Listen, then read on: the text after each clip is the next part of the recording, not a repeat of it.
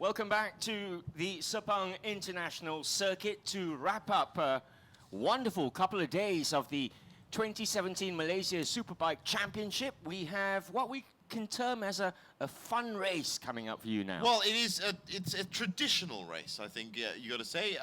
Jeevan Selvanathan and Ross Yusof in the commentary box still, even though we have the 5 classes taken care of, which is Superstock, KTM, RC 390, Superbike, Open 250 Production, and Supersport. All those classes have been decided over 2 races, and points have been allocated, and it will go on to round 3. Now, what you see here is something unique as a bike enthusiast. You're not going to see this very often. Now, if you are a bike enthusiast, you'll know the difference between underbone bikes and overbone bikes. Underbone bikes are your general bikes up from 50 cc's to 150 cc's. Is that right, Ross? Kapcais. Kapcais. That is what a Kapcai in Malay means moped, and that's exactly what you're going to watch racing, and that's the big surprise that we have for you today. Yeah, viewers in Asia, Southeast Asia, won't need telling the type of bikes that they're going to be racing today. Yeah. They're common in almost every country in Southeast Asia, and there's one right there. You can see it. You've seen it. You probably saw it out your car window just a little while ago. But now the reason why this is happening is this is an initiative between the Sepang International Circuit and the Youth and Sports Ministry in Malaysia to develop new riders in Malaysia. And of course, the best riders to get from are from these underbone riders. There's so many thousands of them around KL. Let's try and explain to you what we understand will happen. You saw a shot of all the bikers in their leathers standing away from the bike. There you go, right now. These guys have got to run to the bike when the signal is given. They start their bikes up and they ride them around the track. Now, each rider is only allowed to ride for 45 minutes. That's right. They are actually teams of riders, 2s and 3s. We've got all the teams in front of us, and therefore there are pit stops for obviously details of the bike, refueling, plus on top of that, changing riders as well. Now, these riders are just not any old riders that they picked up off the street. These riders had to go through, I think we've already had some trouble there actually, maybe. No, but these riders have had to go through 3 qualifying classes. And that's what makes this a championship. One was on the Sepang Go-Kart circuit itself, one was at the Tangak circuit, and the other one was in Perak. Those were the 3 The first one was on the Elite Highway. And the third one was in Perak. So this is, if you like, the creme de la creme. It is the creme de la creme. It is the fastest of these underbone riders, these Kapcai riders in Malaysia that we've seen, and this is their grand finale as well. The winner, or the winning team of this race that you're about to watch, will be crowned the Kapcai Endurance King of 2017. But we wanted you to see this unique starting process of running towards your bike and getting on your bike and going on it. It's a 3-hour endurance race, so of course, weather permitting, if that should happen, this is the kind of time when the weather can make big differences. But what you're going to be seeing is throughout, there are subclasses within the all the riders, of course, to deal with the fact that some mopeds have, I'm saying moped for the international audience, I'm saying Kapcai for the Malay audience. Yeah, just to make sure, because there's a lot of people in England right now going, what, cup of tea? What are you talking about? But they are, of course, they vary in their cubic cylinders from 50 to 150. So there have been some classes in there, but it is one big race, and everyone around here at Sepang International Circuit and in Malaysia, of course, sees it as a bit of a traditional celebration of just one of the most common things you'll see in Malaysia if you ever come to Malaysia. Plus, on top of that, it is a chance for these riders to not be confined by the streets. That's the term I'm going to use. And it looks like they have already made their run. Yes, it is. The clock is going, and that was it. That was the mad dash. And so these bikers now, we're going to try and do the best we can. As you can tell, as commentators, it's no easy feat at all to get through all of these teams. Not many of them. I can tell you now, Valentino Rossi is not in one of these teams. So we're going to try and keep you abreast of what's going on. But what we can expect from underbone machines is, of course, a lot less response. It's going to be harder for them to make turns. You can see how thin the wheels are, so it's a much more careful race if you think about it. These are not extreme performance machines that are built for racing tracks. No, they're not. And it's we won't lie to you, it will be a job for your commentators to try and pick their way through teams and riders we've literally only heard about today. Yeah, and they may be used to the Sepang circuit as well. We just heard them just go past the front, and you know, as you can see, they're getting into sector 2 now. We will start giving you their times. These bikes generally run about 30 to 40 seconds slower, as you'd expect, than some of the other classes that you've watched today. But the competition is just as hungry, and probably you could say even the most hungry. It's every day on these bikes, and look how carefully they're taking the corners right now, Ross, because that's how it's got to be. Yep, they've done one segment, and I can tell you at the moment, bike 71, which belongs to R&M AMS Tune team. Makes up Fizri, looks like he's the first rider. Yeah, Fizri leading on bike 71 from bike number 69. But then Mohammed Afiki in bike number 70 from the AM Motorsport team. They just put in a good sector 2 as well. So let's see what we can see from this race. And what we will see is, of course, these riders have really fought to get here. They've been through 3 different rounds around Malaysia to make it to the pinnacle track, Sepang, to race. And they have been slightly tuned up. They've not that many regulations on these Kapcais to go, but right now it's the stories that we can see. It really is a bit down to driving ability, riding ability, and hopefully like that we can see a cluster of riders pull away at the front and have a really good battle, because they are pretty evenly matched. No set laps. It is a 3-hour endurance race. Yeah, so the clock is counting down at the top of your screen now. So in these 3 hours that they race around the Sepang International Circuit, the teams are allowed to make pit stops. The pit stops are currently located at pits 1 and pit 3. That's where, as Jeevan mentioned earlier, they can do their wheel changing, they can do their refueling, they'll even change riders and do whatever that needs to be done to the bike that they can do to make it faster. And they have to get back onto the road and ride some more. Well, I do have to say, actually, that I was expecting to see the exact same bike that I see in the traffic jams when I'm in the traffic. Well, they have been race spec'd up a little bit. Maybe it's the livery and the color, who knows. But right now it is the KKMR-RM team that have taken the lead.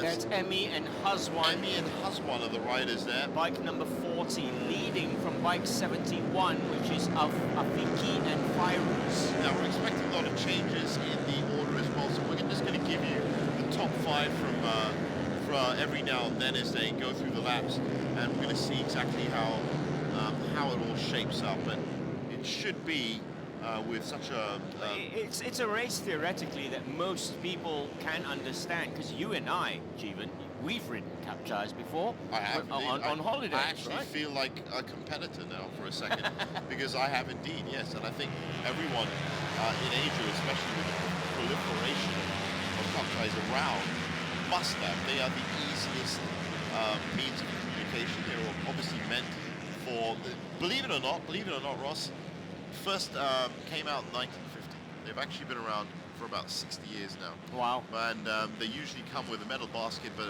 an underbone bike means that the engine is between the rider's feet, and of course it's got that single transmission coming out the back of it as well, and very basic suspension. So it's difficult actually to ride these things around racetracks and to ride them at speed, which is what I think you were talking about earlier. Well, they're not meant to be ridden at speed. Well, to be fair, these guys ride them at speed on the streets around true. You and I, whilst we're stuck in traffic. That is true. You cannot stop any human from doing whatever he wants. And I think we've already had one casualty very early on, 6 minutes into the race.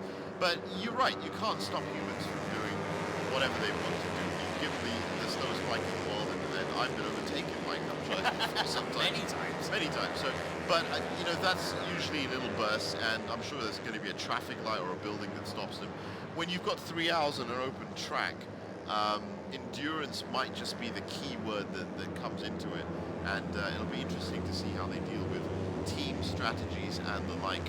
But the top 5 right now, it's still Emi and Hazwan in front of Afiki and Fairuz from AEM Motorsport, about 2 seconds ahead. Hang on, that's bike 66 now. Shakirin and Ibrahim leading the way. They're leading Emi and Hazwan, 40. I might just stick with the computer for a while before I start moving into some of those sharper eagle eyes that Ross has proved over the weekend. But as you can see already, picking nice racing lines. They've been watching all the bigger bikes, and this is their moment to shine. And we have another DNF by the looks of it. That is bike number 55. Gaddafi and Faizrul, which is well, that's tough for them. Yep, that looks like a DNF. So there are a lot more circumstances that could affect this race, but that looks like our top group. It's not very good, is it? I mean, retiring 7 minutes into a 3-hour endurance race. Well, you never know. I mean, you can never tell. The rigors of Sepang circuit, as I said, going flat out. I've had the privilege of driving on this circuit alone. I was in a Michelin F4 car, which was one of the scariest things I've ever done. But it was different from driving on a normal road, because these turns have been designed so well. You can see them going uphill now. It really does. It's supposed to push a machine to the max, and I think some of these Kapcais, if they are standard absolute stock, are probably going to have a problem. Now, team 66, Fakhrusi, Shakirin and M. Ibrahim starting to open up a bit of a gap. There's a 0.708 second gap between bike 66 and bike 70, which is Afiki and Fairuz. Well, what's interesting is in the top 15 bikes, 10 seconds has already is already now spreading them. So it really is between the top 7 bikes to see whether these top 7 that we're watching now, to see who can get some really good moves in. So far, everyone is settling into their positions nicely.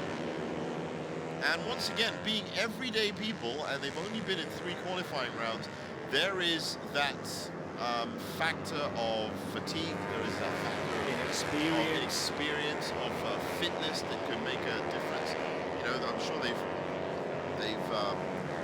planned out their strategies, but there is, if I'm right, prize money attached to this. Yes, there is. I've been told that there's a top prize of 3,000 available to the winner, 2,500 to the second, and 1,000 ringgit goes to the third place bike. I would get on a Kapcai and enter this race for that money. I think I would if it's for 3 hours. I think it might be a laugh, but there are worse things you can do in 3 hours. You could be on a boring plane ride. There are a lot of worse things you can do, and for some of these riders, this could be, of course, the platform that really jumps them into some of the higher classes like Moto 2, Moto 3, well, maybe MotoGP. But one thing you have to understand about the Sepang International Circuit is it caters for every single class.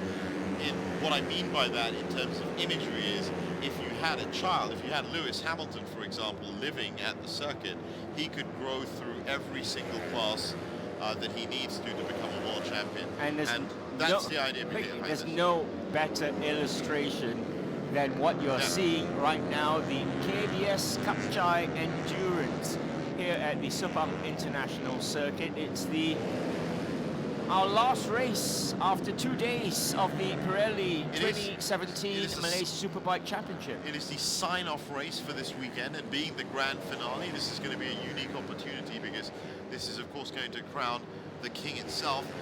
But, you know, from a commentator's point of view, just massive changes in the order. Emi and Hazwan, for example, were leading, and they are now currently in 14th. So it really is a question of experience in racing lines, experience in racing, how much you've done. This could go anywhere. This could literally go anywhere. And of course, let's not forget, we have to include as well, it's weather permitting. A lot of people have got their eyes on the skies at Sepang, because these are the witching hours around 3 and 4 and 5, where things can get grey. We're going to hope for clear skies for these guys so that they can get their final grand finale done. You're looking, perfectly. Yep, you're looking at the leading 5 riders there. Bike 66 in the lead. That's Fakhruzi, Shakirin, and Ibrahim. They are leading from bike 70, which is Afiki and Fairuz, followed by bike 68, Safrizan, Haikal, and Khairil. And the 4th bike is Fizri, Shariman, and Amirul. Now remember, each of these riders can only ride for 45 minutes. That is one of the rules. And I'm looking at it, 12 minutes of the race is already in. So we should start seeing pit stops coming in round about the 2-hour 15 mark.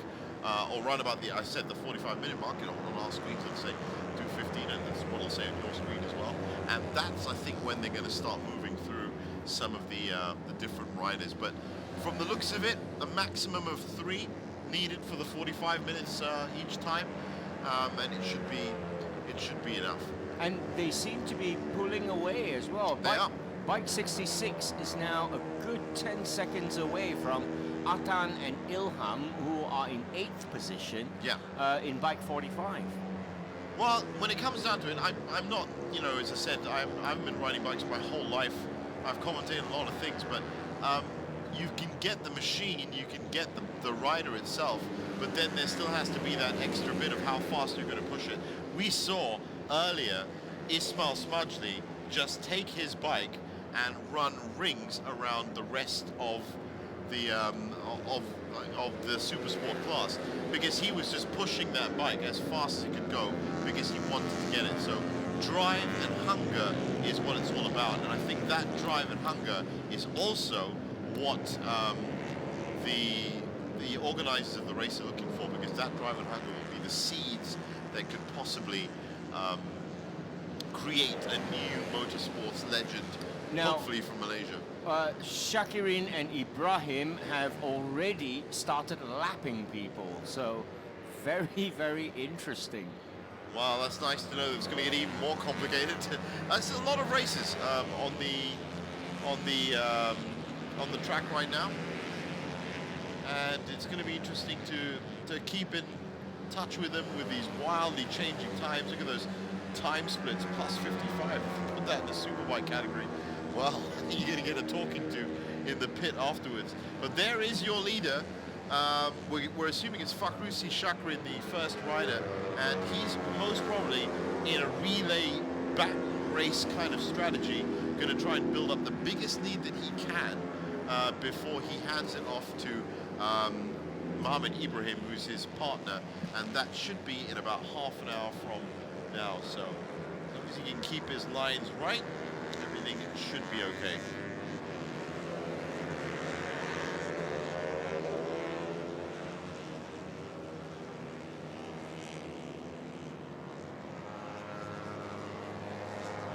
They're lapping at the moment in 2 minutes 53.18. That's what the leading bike, Shakirin and Ibrahim, are lapping at. The second place bike, bike 68, which is Shafrizan, Haikal, and Khairil. They're lapping at 2:52.989. Now you just saw there, just a quick look of the head. You saw how some of the other classes were timing when they could look back to see the competition, how close they were behind them. And you just saw there that a couple of nervous looks from one of the riders as to what's going on. And these are just far more responsive conditions to racing. Anything could happen, literally in braking, or, and I said we've already had two bikes that have... Bike 71, Fizri, Shariman, and Amirul's just made a great move. He's taken 2 spots now. He's in 2nd place. You do have an eye for this stuff, you really do. So 71 now following Shakirin and Ibrahim, although that's a good move from bike 70. Afiki and Fairuz taking back 2nd. Well, it looks like, yep, it's those two that are really getting into it. That's wheel-to-wheel stuff as well. So it doesn't matter how fast your bike is, and it doesn't matter what capacity it is. Wheel-to-wheel racing is wheel-to-wheel racing, and is just as exciting, it's just as dangerous, I suppose you could say. And that's, of course, what pulls motorsports fans towards all of this. And that's what we're getting from Fizri and Afiki right now.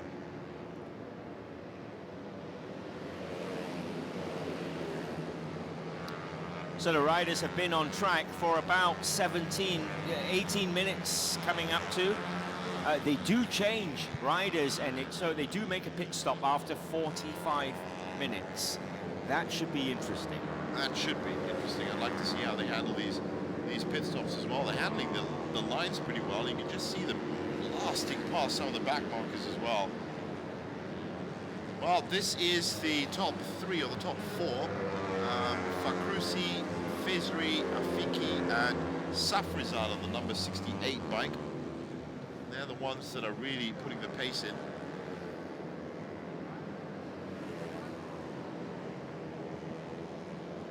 And that is Fakrusi. It's our leading bike, and followed by Safrizad, 2, 3, and 4. Yeah, 68. Safrizad, Heikel, and Kyril now find himself second. So we do have a battle that we can get into here, which is very interesting, and it's right at the front as well. Now, with pit strategies and refueling strategies, I wonder how that's going to change. We'll have to wait and see.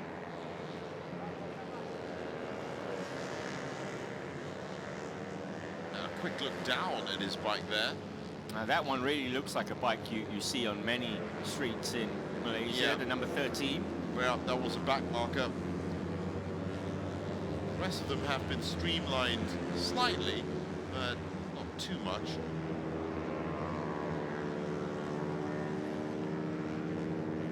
And they were, of course, designed originally as carrier bikes.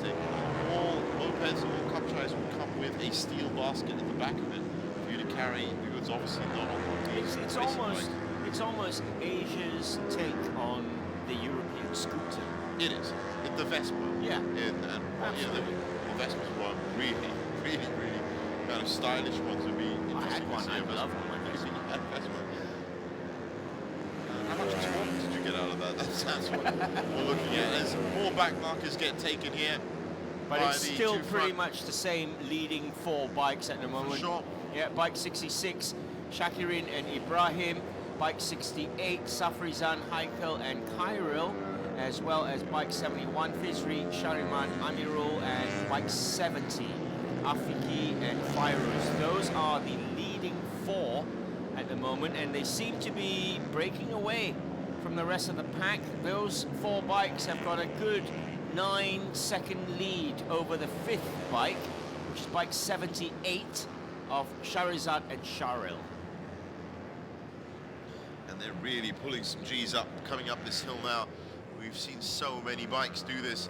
It's a good braking move there by Safrizad, but just not enough. Now I wonder, he's managed to find the inside line there as well, which is good. But these guys are going full out, aren't they? These guys are definitely going full out. And I think these top 4 bikes are probably pushing it, and that's why I'm not concerned. I'm just a little bit interested in the endurance factor of it, because look at that. That's wheel-to-wheel racing. I'm actually just going to stick my neck out and say that's some of the closest racing that we've seen, even from all the classes that we've watched all day. You're looking at a fight for second spot at the moment between bike 71, Fizri, Shariman, Amirul, and bike 68, Safrizan, Heikel, and Kyril. And this isn't the first time that this championship has been run either. It's into its 5th edition now. 5 years, that means there's been a lot of races that have, a lot of riders, I should say, that have benefited from either taking part or winning it.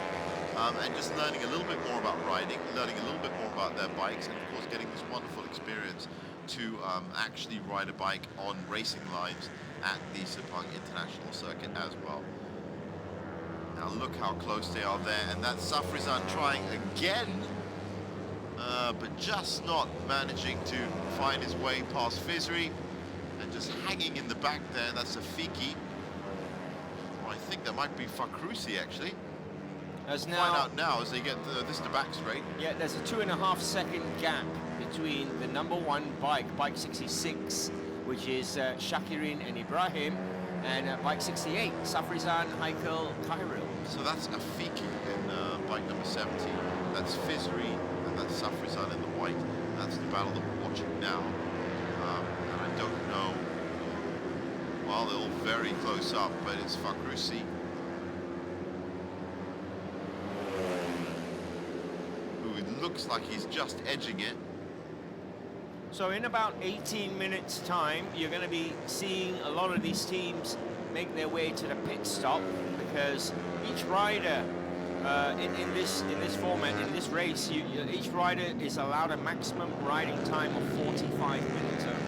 Well, it does make sense. I suppose it must be, you know, that might even help in get some fresh legs on there if they needed to. Those palm trees are picking up again. So let's hoping again the weather stays up. 47.6 is the track temperature right now. It's a bit cooler than it was yesterday. Yesterday, I remember it in the mid to high 50s. Oh, it was the high 50s, not that. It was the mid 50s for about 10 minutes, and then it went up to about 57 degrees, which is, if I'm right, the Sahara Desert. But I don't know. I'd have to check my facts on that. Getting back to this wonderful battle, which I have to say was unexpected. I didn't expect to see these Kapcais go this fast around and really battle it out like that. But as I said, this is the cream of the cream. Is the elite of all the Kapcai racers and riders in Malaysia that have been through 3 separate qualifying stages, all running all the way back to January on the Sepang Go-Kart circuit and in Perak and in the Takak circuit as well. So they know what they're doing, and they've been waiting for this big chance to shine. For all they know, there's a lot of classes, as I said, and someone like Fakrusi or Fiki or Fizri right here might get picked up for KTM. They might get picked up for Supersport. You never know, based on this wonderful ride. Now, that's an interesting move there from Afiki, and he's just taken the lead. So Afiki up front now. He just took that from he's second. They're all still chasing 66, which is Shakirin and sorry, Ibrahim. right, yeah. Fakrusi is 5 seconds ahead of But this lot. this is the battle of this race, the race for second, and it's between Afiki Fairuz in 70 and bike 68, Safrizan, Heikel and Kyril. So now there is Fakrusi. He's opened up a 5-second gap, 5.116 between the first and second. Well, now I'm assuming that pit stops are going to be taking. Do they take the same amount of time as F1 pit stops? Do they not? Do they all go in at the same time? Well, we are going to find out. We're going to find out as in just about 20 minutes from now. But hopefully Fakrusi can open up a 11 second lead and still come out on top after his handover to Mohamed Ibrahim. Look at how close they're all bunched together now. The race for second between bikes 71, 68, 70. That's Fizri, Safrizan and Afiki. Afiki and Fairuz comes out top. They are currently second. We say currently because it might change right now. You never can tell.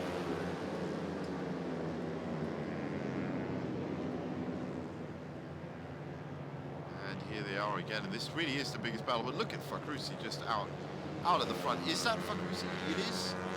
No, I think that may have been a back marker actually, but even further ahead of them. He's opened up a 7-second lead over the rest of them, which is really quite an achievement if you think about it. They've only been racing for 25 minutes.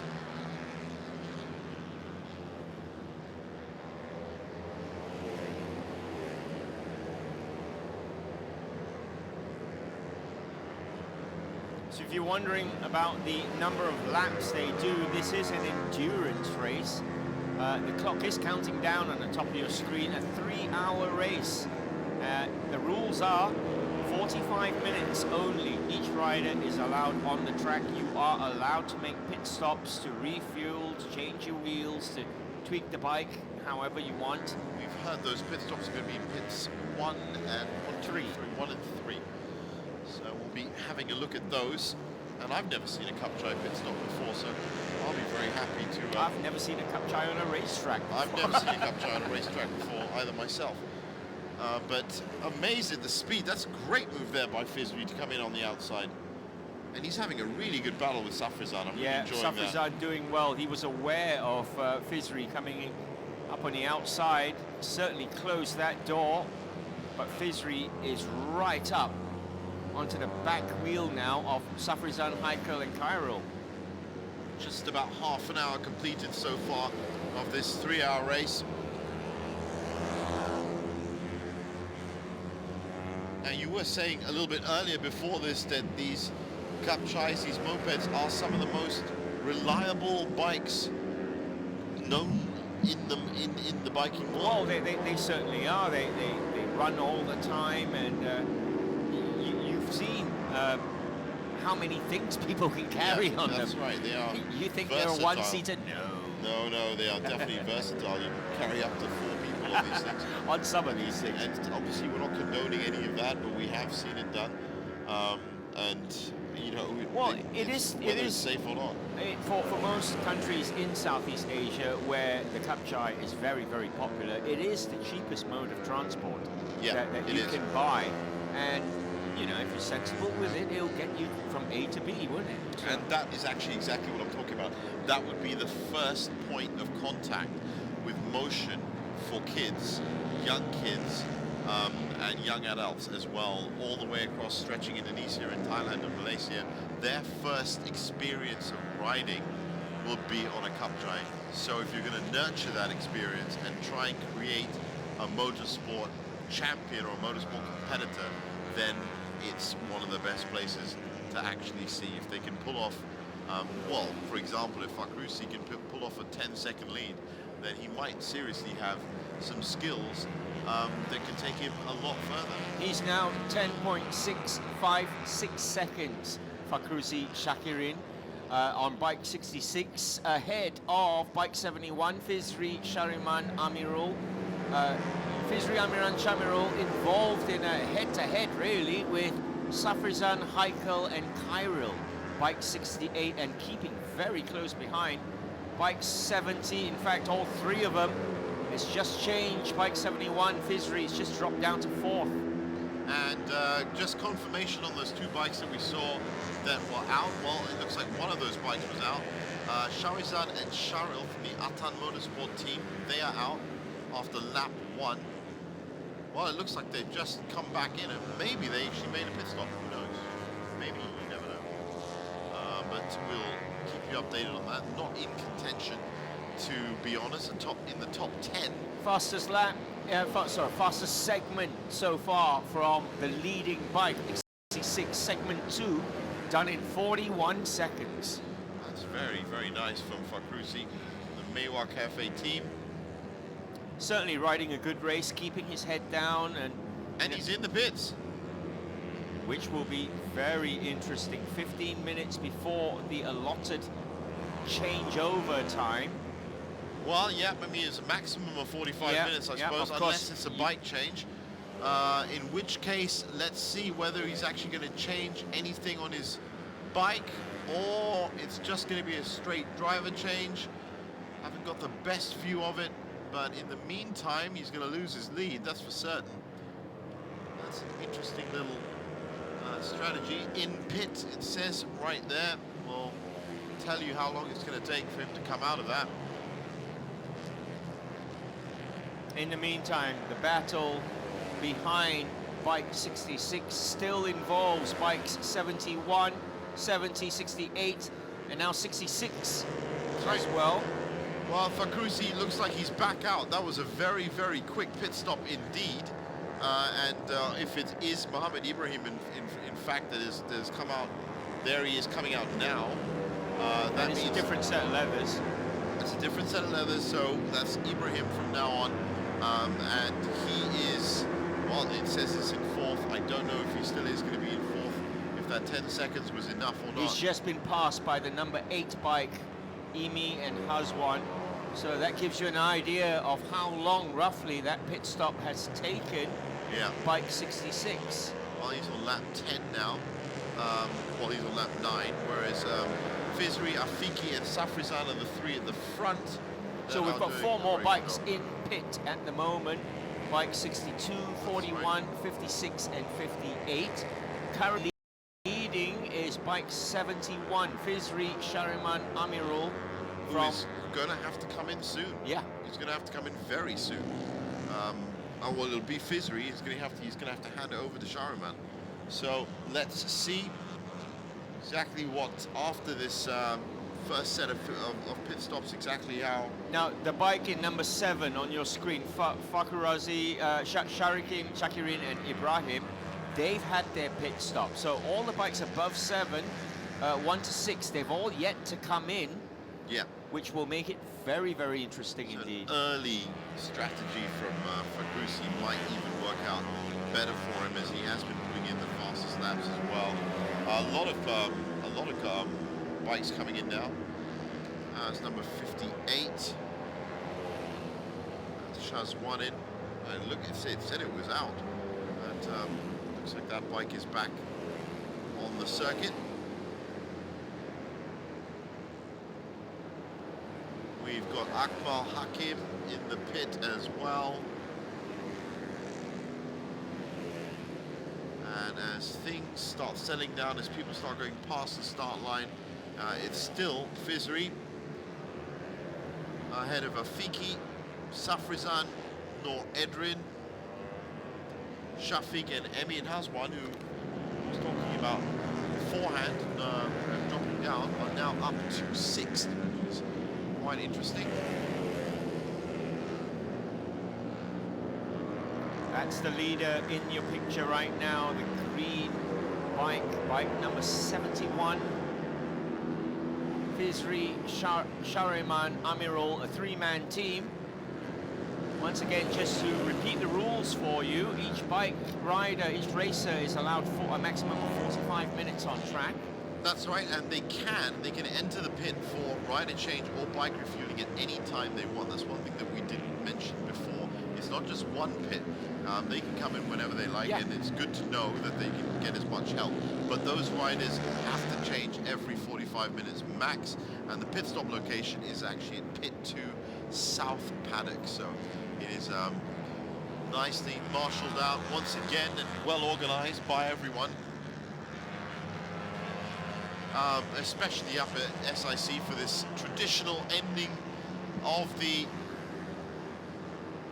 round 2 Pirelli Malaysia Superbike Championship. Now, We've been here all weekend. Yeah, if you've just caught wind of this amazing bike meet here at the Sepang International Circuit, there are two more meets here in July, in September. In fact, there are 3 more.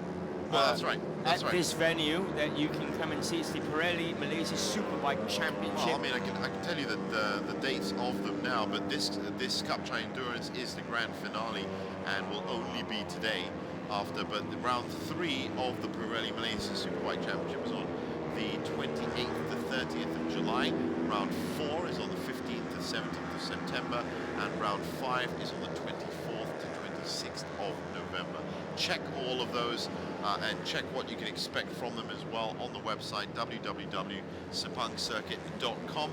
All sorts of interesting things on that website, not just news and results, it's also developments around the lots of interesting area. things happening in Sepang. Promotions, packages, and everything to do with bikes, cars, 2 wheels, 4 wheels, you name it. It is a motorsport hub. Now, getting back to the race, and Emin Hazwan are back up at the front by the looks of it. Oh, that might even be in a subclass, but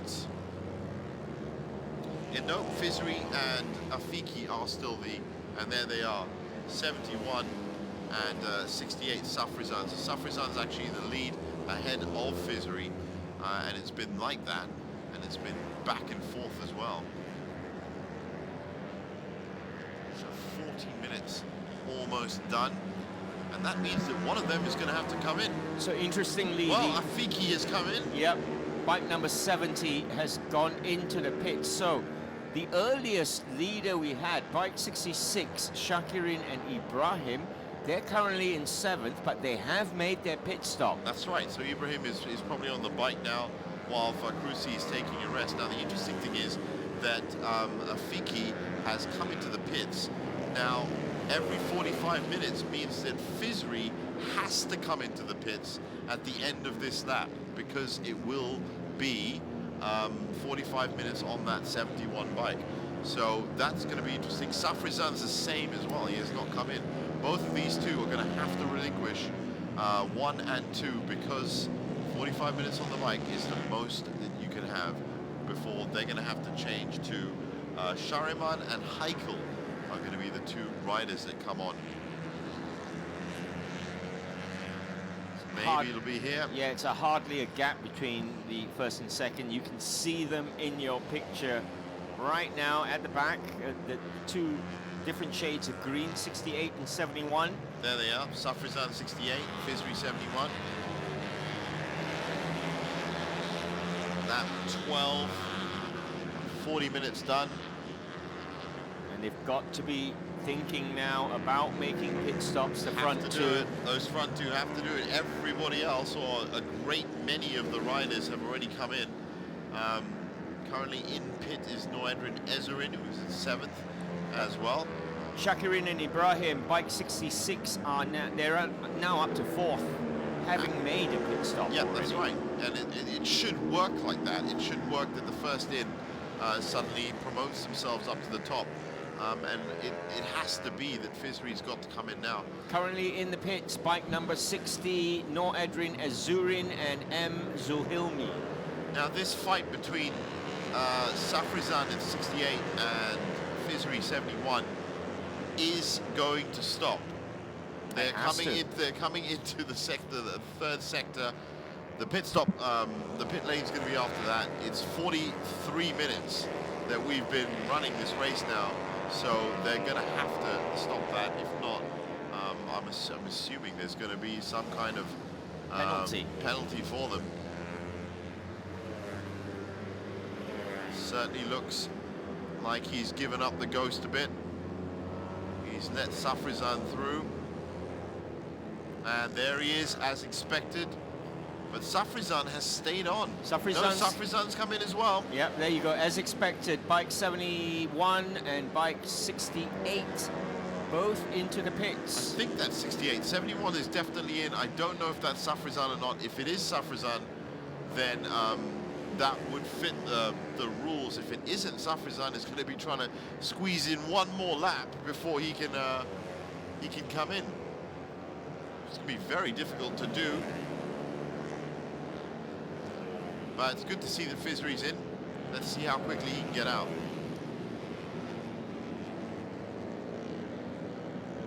Well, it looks like he's already out. I think it was just a straight rider change. That's somebody that has bitten the dust, unfortunately. I don't think that he missed the pit lane. I don't think he missed the pit lane. It looks like he's got no power in that Kapcai.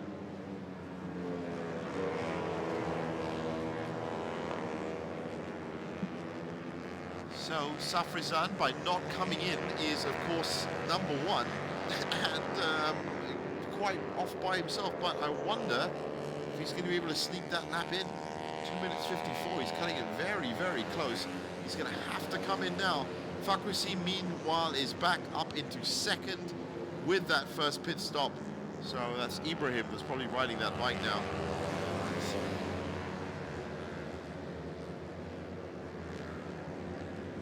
47.8 is the track temperature. Everything looking good so far. And we've just hit the 40-minute mark in this 3-hour endurance race. This battle looks interesting. And that is Afik, Shukri, Zakri, and Sharizan, if I'm right. Amirul Hakim is in there as well. The bike 20. Afik is 54, and Shukri is 53. And that is essentially 9th to 12th. That's the battle that you're watching there. It's interesting because Fizri's just come out the pit and has joined them. There he is. He's joined them in 8th. And I'm assuming that's now Shariman. So let's see if they can put those blistering times in and get through these back markers. It is all getting a little bit confusing. Well, that looks like it's a retirement, and that is bike number 11. So Shafiq and Advin there from Sam Wheelie Rex, their endurance race is done.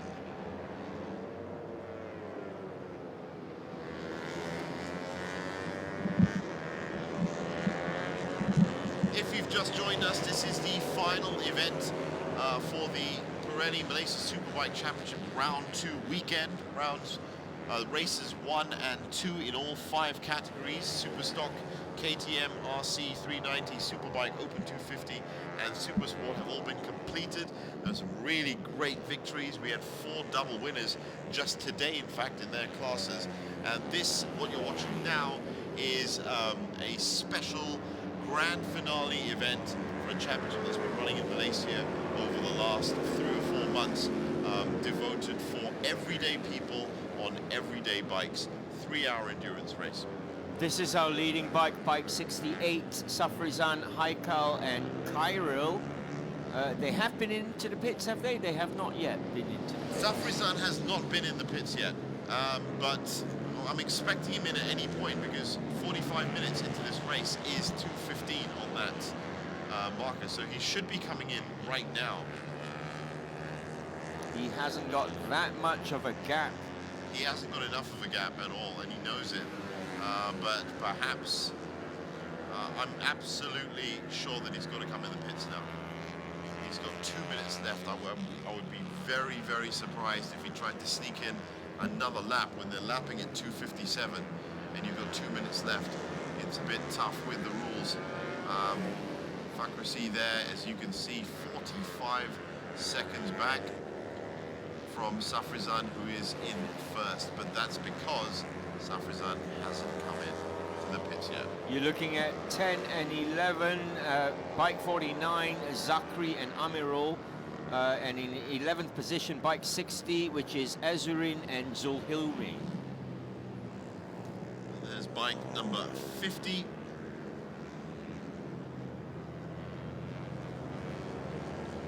Looks as if he is nicely poised. And I think this is going to have to be Safrizan coming in. He's going to have to. He's built himself a nice gap, though. Safrizan, Haikal, and Kyril, the leaders, they are 45 seconds ahead of the current second place team. Well, that's simply because everybody else has now been as pitted and they haven't, so it's a late pit strategy for them. We just saw another retiree. I'll try and get you the number of that, but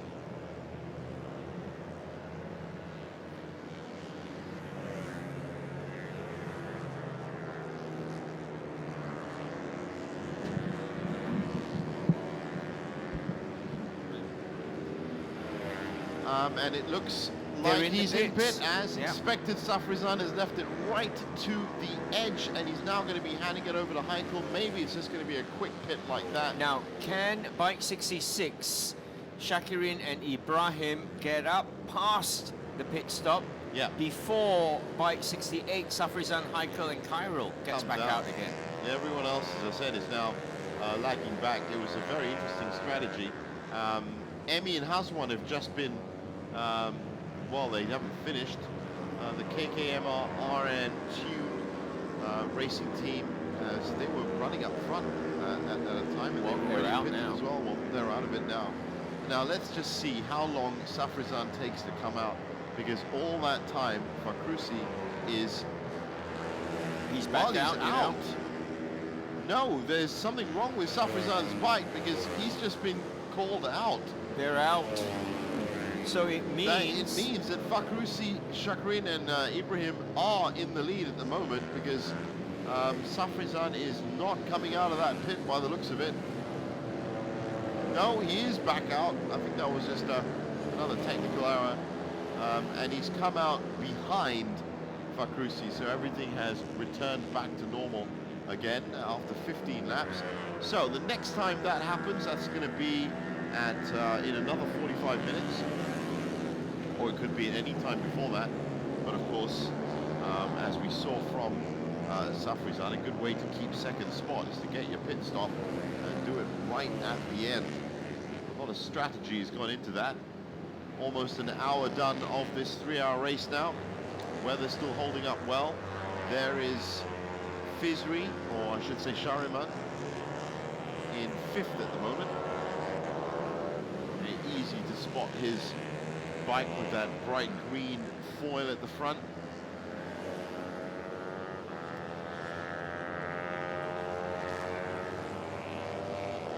Just seen Kuzaini in 62 and Shafiq bike 73 go past at positions 11 and 12. So everybody's still running.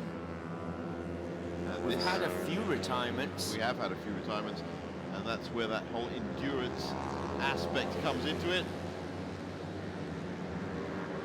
Now that was a good take there, and the whole field is really spread out now, and a lot of these races are now, or these riders are riding their own individual races. As you can see, the pit crews are all taking it a bit easier now.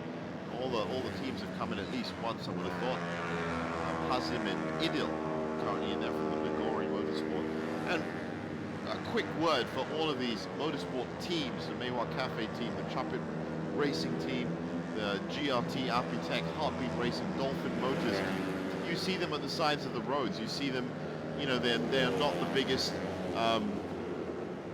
engineering facilities, and these are the bikes that they're riding, so it's good for them to get some exposure and some awareness as well.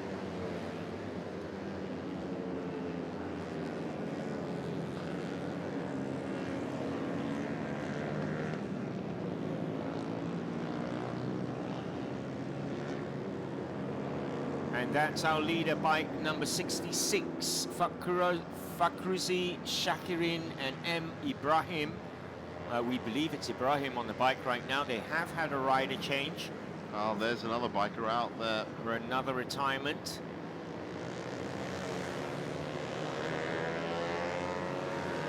We are on lap 15. Most of the bikes that have pitted are on lap 15 as well. So Ibrahim will be, will have to 2:15. That means we're looking about 1:30, an hour 30. So we see an hour 30 on that clock. That's when the next driver changes have to, the rider changes have to happen. That's when Fakrusi will get back on the bike. But I think that 10-second gap he opened at the beginning, and that brilliant final pit stop strategy from Safrizan has led them to keep the top 2 spots under a lot of pressure. They are now, Fakrusi is now 15 seconds ahead of Safrizan. And if he can keep doing that for the next 2 hours, then he will win this race, because he will always, there he is, that's Fizri at the side. But if he can always maintain a 45-second gap, come in and do his pit, all the other bikers will pit in, he will always find himself up at the top, at the front, at the end. And Safrizan is going to be kicking himself that he couldn't get. So what I'm saying is that Safrizan's pit stop essentially took a minute. That's why he's 15 seconds behind. He himself is 20 seconds ahead of Afiki in 70. So it is stretching out. If you do look at the pattern of the race, it is definitely stretching out. And everybody else has been lapped. Whereas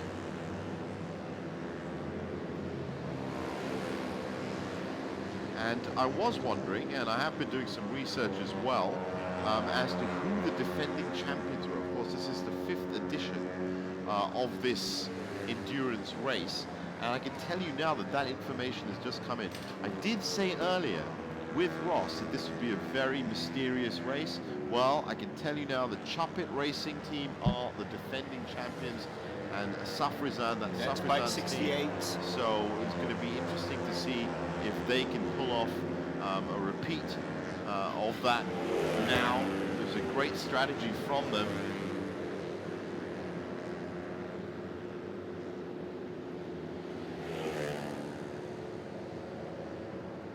here we have Safrizan now 7 seconds behind Fakhrusi, so he is catching up. Lapping at a 3-minute 6:83 at the moment, but it's always nice to know exactly who the defending champion is. It's always nice to know who the rest of the teams are aiming to beat, and that was a very good strategy from Safrizan Haikal and Mohammed Shah Karil, who is his third teammate. They almost have a second stringer, if you want. They have been lapped now by Fakhrusi, Shakirin, and M. Ibrahim on bike 66. Well, I was always a bit, a bit confused as to how that works out, especially when you've got multiple pit stops like this. But it looks that way, yeah. It looks definitely that he's 23 seconds behind now. And I think it's just them crossing the lap marker in the end. But obviously the likes of Hanafi and Fauzi, Shaimil and Adio, who are in 22nd and 23rd from Dolphin Motors and Motai Speed, they're going to have a tough race from here on, being 2 laps behind. They're going to have to go pretty fast. Well, the 4th place bike 54, Afik and Faraz, have just pulled into the pits. That's good for them as well. Yeah, which means Fizzy, Shariman, Amirul, bike 71 will probably move up to 4th. Well, so let's concentrate on these top 3 as well. That's Shafiq and Advin in the 73 bike. And of course now we're coming up to an hour of this 3-hour endurance race. Thankfully the weather has held up, but this is now getting tiring for these riders, that's for sure. That's an interesting strategy to have, to be able to pit whenever you like and to change drivers whenever you like, and change riders whenever you like. And maybe some riders are better in the clutch, and some riders are better in the straight line speed and power. So you can think of a lot of permutations, but that hasn't stopped Fakhrusi Shakrin from the Mewar Cafe team from currently leading the defending champions, the Chapek Racing team, Shafrizan and Haikal. I'm assuming it's Haikal on the bike now.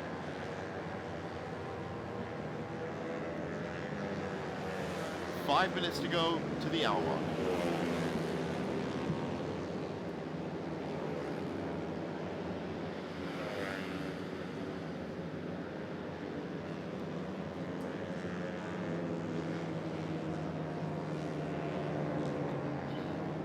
And that's the 66. That's our leading bike at the moment, Shakirin and Ibrahim, bike That's 66. With the early pit stop strategy. That was a very early pit stop strategy from them, and so we're assuming this is Ibrahim on the bike, but they are way out in front. We'll get the exact time once Safrizan crosses the line, but it should be around 23 to 24 seconds, as he has put in the fastest lap, Fakhrusi, 2:55.1769. Safrizan still hasn't crossed that line yet.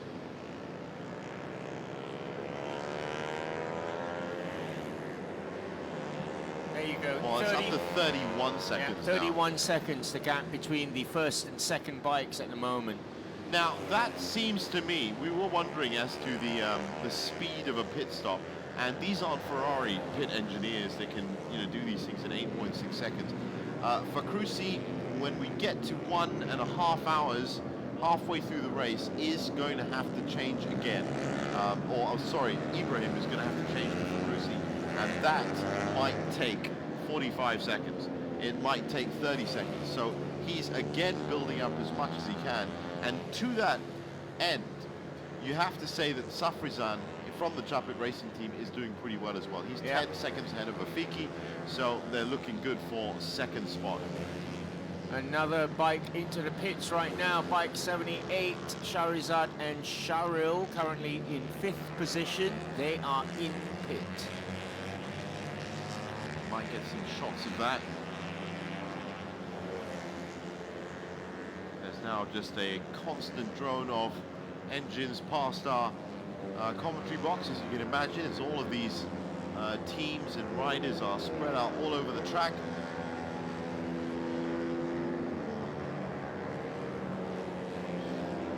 Now, if you did get onto this live feed and you'd heard that the Pirelli Malaysia Superbike Championship was live on Facebook and it was live on the internet, well, I have to say that this is the final race of the 2 days that Ross and I have been there as we watch. Edrin, no, that looks like, well, that's another retiree. Well, as I was saying, this is the final race, and this is the celebration, the testimonial to Kapcai's. It's the endurance race, but if you want to know all the results from the other 5 classes that have come through, which is Super Stock, Super Sport, the Open 250, of course the big Superbike race as well, then all those results are being posted up right now on the internet, so you can check those out while we watch this race on www.sepangcircuit.com. All the events are listed out there.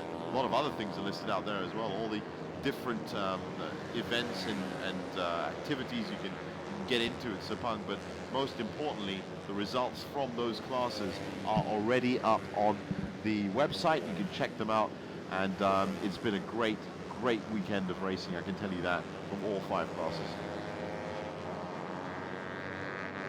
About to hit the first hour mark, 2 minutes left, 1 lap left before moving to the second hour of this endurance race. It's a 3-hour race here. It started out with 70 riders, is that right? I think it's 70 riders with all the team members. 30 in the teams end, or something like that. 30 teams with about 2 to 3 riders each. But I'm interested in the next half hour when, of course, well, now Fakrusi still speeding away, has opened up a 38-second gap over the Chapman Racing team. So that's looking good for that second pit stop as well. If he can come out on top again, then, of course, if you think about it, another 45 minutes from there is would leave just the last 15-20 minutes for that change. So ideally, a very good strategy being played by the Mewar Cafe team at the moment. And we're going to have to see what Safrizan, Haikal and Shah Cairo can do for the Chapman Racing team. They're not putting in that fast times in terms of sectors, I can tell you that. So that title is actually down with a 15th place Fikri Azam from the KW Koyoko. They're motoring. They're absolutely motoring. That's a 35.379 that they put in. So, but none of the top runners so far. And you can just see the gap there. So if Fakrusi did go in for his pit now, then he has, of course, 38 seconds to get that pit done before Safrizan's going to pass him. He's got 42 seconds before Afiki passes him. And he's got a minute 29 before Fizri and Shariman pass him. So that's how you can structure staying in the top 4. And hopefully they get a really quick pit stop out and they come out in the first 2.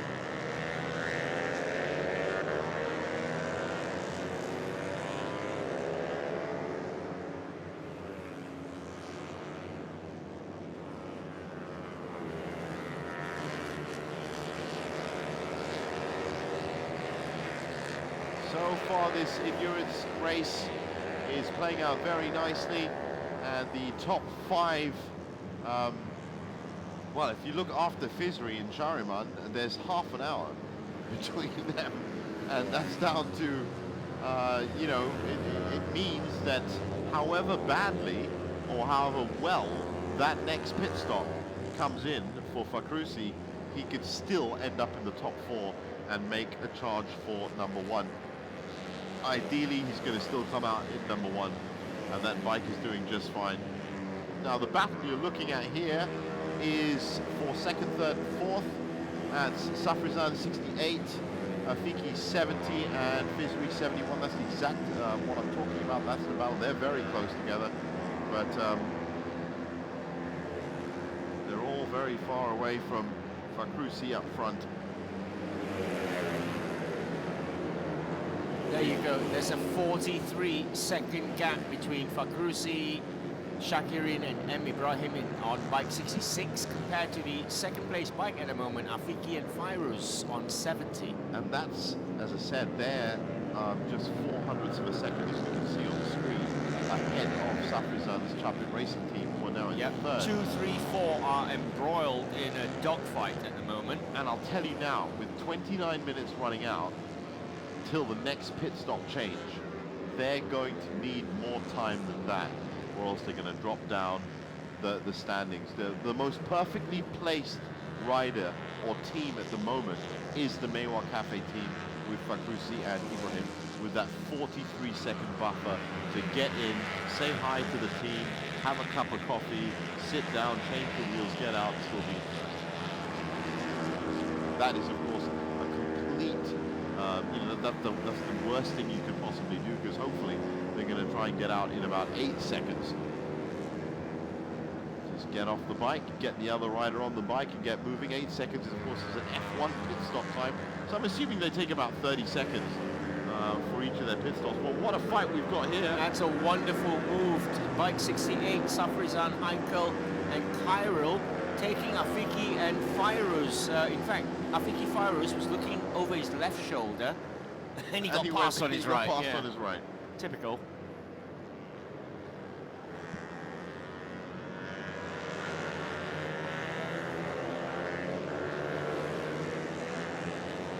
So we're counting down. We've had 2 hours. We've had over an hour. Just under 2 hours left of this Kapcai endurance race here at the Sepang International Circuit. It's the final race of day 2 at the 2017 Malaysia Superbike Championship. Fantastic championship it's been too. I'm looking forward to round 3 in July. And as for this endurance race, well, yes, what's going to be really interesting is 27 minutes from now, because that's when time's up again for these riders and they're going to have to change. And right now, as I said, Fakhrusi looking very good. He's going to be passing, well, he's already passed the start line. This is the group of bikes behind him that are coming into corner 15 that will take them onto the front straight. And when they pass that front line, we're going to see whether Fakhrusi has added any more time to this huge battle happening behind him. But this battle is not helping Afiki or Safrizan, and we'll get those numbers right now. 45 seconds and 48, so 3 seconds apparently between Safrizan and Afiki. Doesn't look that way at all. But what is certain is bike 66, the leading bike, Shakirin and Ibrahim, have built up a very healthy lead over bike, the bike in second position, bike 70 belonging to Afiki and Fairuz. Well, this is interesting about Afiki and Fairuz because they've just dropped off Safrizan. They were just fighting with him, and I just saw a shot of Safrizan by himself, and I just wonder what has happened to Afiki. Now let's look for that number 70 bike. There's Safrizan 68, 40, and yes, he has dropped off the pace, he's vanished. So that's going to change. Safrizan may have been very lucky, and I wonder what's happened to the AEM Motorsport teams, Afiki and Fairuz, because a number 70 bike has just dropped out of screen. Could be for any number of reasons. There's Safrizan at the front. Easy to spot in the green and yellow. Thinking these are back markers that he's going through as well. Safrizan, though, is a good 45, nearly 46 seconds behind the leading team, which is Meiwa Cafe. That's the team of Shakirin and Ibrahim on bike 66. That's got to be hurting him, of course, because Safrizan, the defending champion team, the Chapin Racing team, I'm sure that all around their shop in KL or in Malaysia, wherever it is, they've got the titles up. They're in the pits. The leading bike has gone into the pits. That's their second pit stop now. Brilliant strategy, absolutely brilliant, with 45 seconds ahead of of your next competitor. Let's see how fast he can come in and come out, because of course he knows that Safrizan has to come in again as well, and Fiki has to come in as well. Now, if you're looking at a 3-hour race with 45 minutes for each of these riders, then you're looking at probably 2 or 3 pit stops minimum. The first pit stop has been executed perfectly by Fakhrouzi and Mewar. The second one looks like it's going to be like it is now, being executed pretty perfectly as well. So one more pit stop from them should see them through at least to the last stage of the race, and who knows what that's going to be like. And just for a second it says that they're out, but I'm sure that's just because the timing chip on the bike has probably been lifted, and there they are, they're back on it again. They're in. They've dropped down to 3rd. Well, it's still, as I said, it's a great insurance policy, because you know Safrizan and Afiki have to come in again anyway. So it's a 14-second gap now between Afiki and Fairuz, the current leaders, on bike 70, and the bike that has just come out of the pit, bike 66. Well, I was wondering about Afiki. I didn't see him, but the computer has definitely logged him on. But that's a very good pit stop from Fakhrouzi. He had 45 seconds. He's 14 seconds behind now, which means he took about a minute to do his pit stop. And you'd have to admit that that's probably what Safrizan's going to have to do, a minute as well. So if he can come out quicker, he'll always stay in the top 3. Very good strategy from the Mewar Cafe team. And let's see how Chapit Racing can answer that. Into the second hour, 8 minutes in. A lot of these other bikes are also going to be pitting soon in the next 22 minutes. You're going to see a lot of them coming into the pit, so the standings are going to be changing.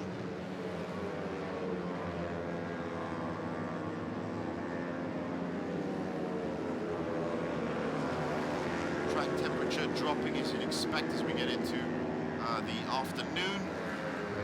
So now coming up to 4 o'clock.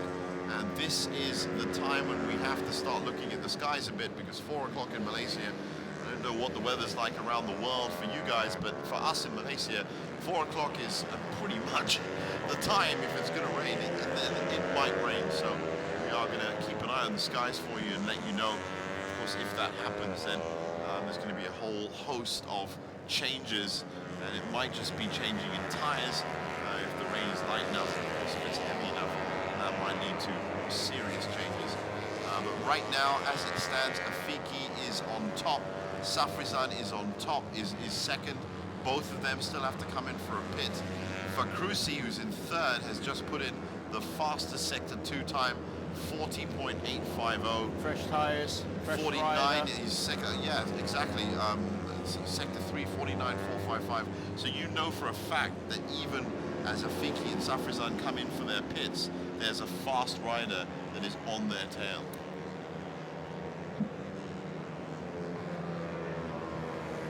There is Safrizan.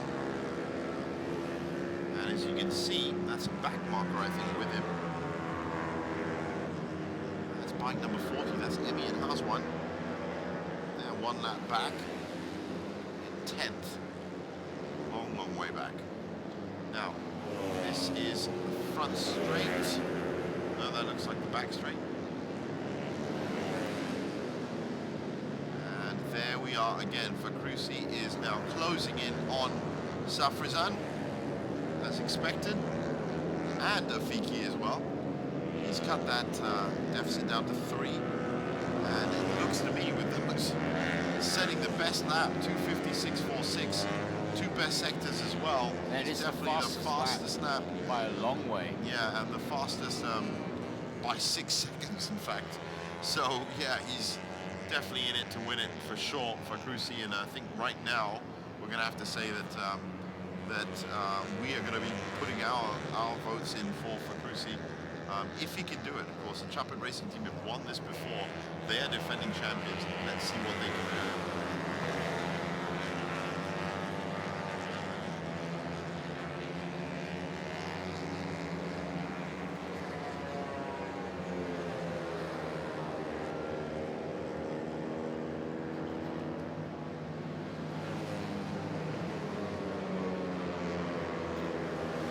We're looking at bike number 40.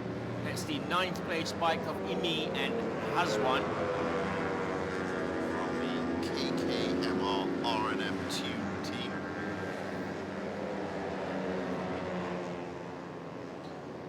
So 19 minutes left for these second riders to start pitting again.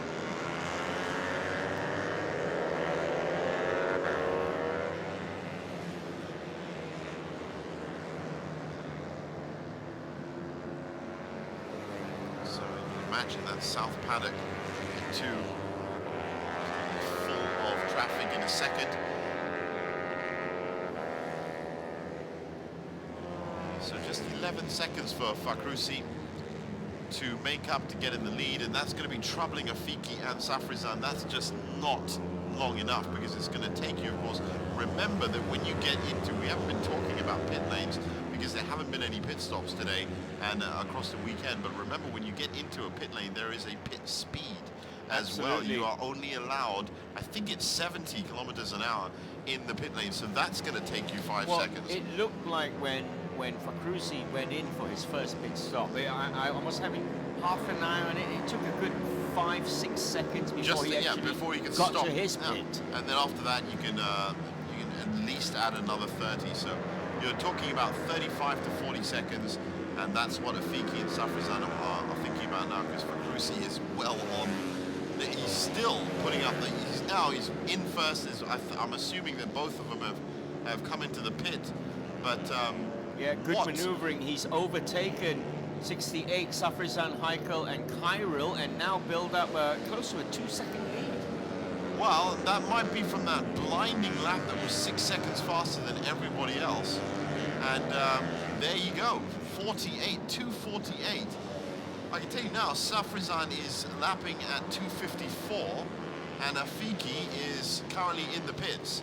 So if he's lapping 6 seconds more, then yes, he probably did just overtake everyone and not even have to wait for the pit stop, which is amazing, because now Safrizan and Afiki are going to have to go into a pit stop, and they're going to end up being 30 to 40 seconds behind Fakhrusi before he does his next pit stop. It is masterful strategy from the Meiwa Cafe team, and what you're hearing is me clapping in the commentating box, because I think that really is smart moves in this Kapcai Endurance. 1:46 left. And so much permutations and so many different strategies that you could use with a race this long, for one, and of course with bikes this versatile as well. And by the looks of it, the cafe, the Meiwa Cafe team have got it all right today. Not only do they have fast riders in Fakhrusi Shakrin and Mohamed Ibrahim, who didn't need any incentive to just come out blazing, and they've now taken, as I said, the top spot again. You'd have to say by merit, just by pure speed, and they are 1 second ahead of Safrizan and 51 seconds ahead of Afiki, of course, is in the pits, and that's what I'm talking about. As soon as Safrizan goes into the pits for his second change, and that's going to be happening within the next 15 minutes, then he also is going to be a good 51 seconds behind Fakhrusi Shakrin and Mohamed Ibrahim of the Meiwa Cafe team. Well done indeed. So we're just looking at some of the battles around the track.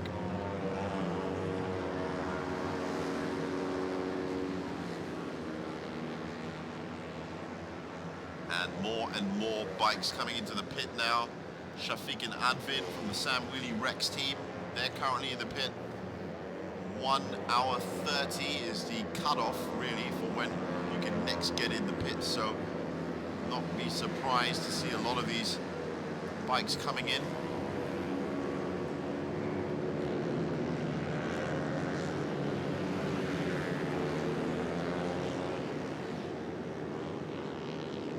That is Emi and Hazwan in 8th, next to Safrizan.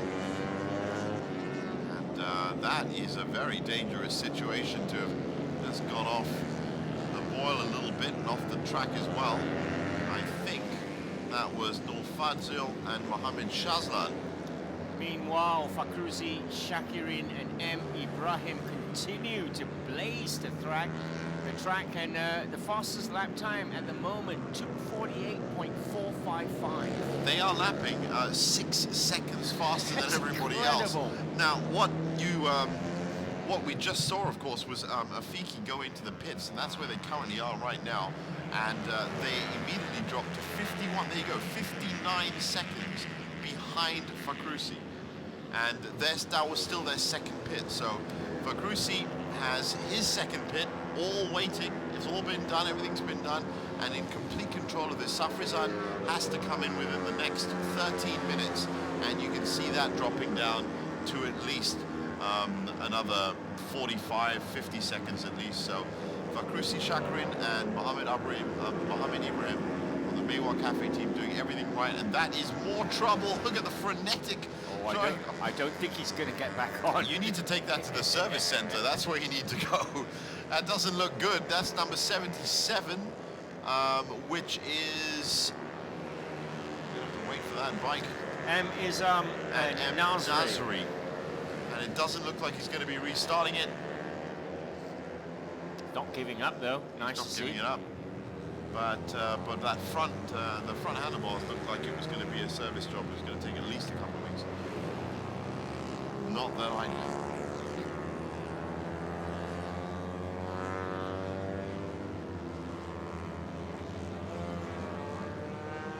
Looking at bike 68, Safrizan, Heikel and Kyril from the Chapit Racing team. Currently in second, they are 8 seconds behind the leaders. Well, but they do have one more pit stop to make. Well, they've got as many pit stops as they like, but the fact is, they've got it isn't going to help them at all because of the speed of Fakhruzi after his first pit stop. Now there is a little push start,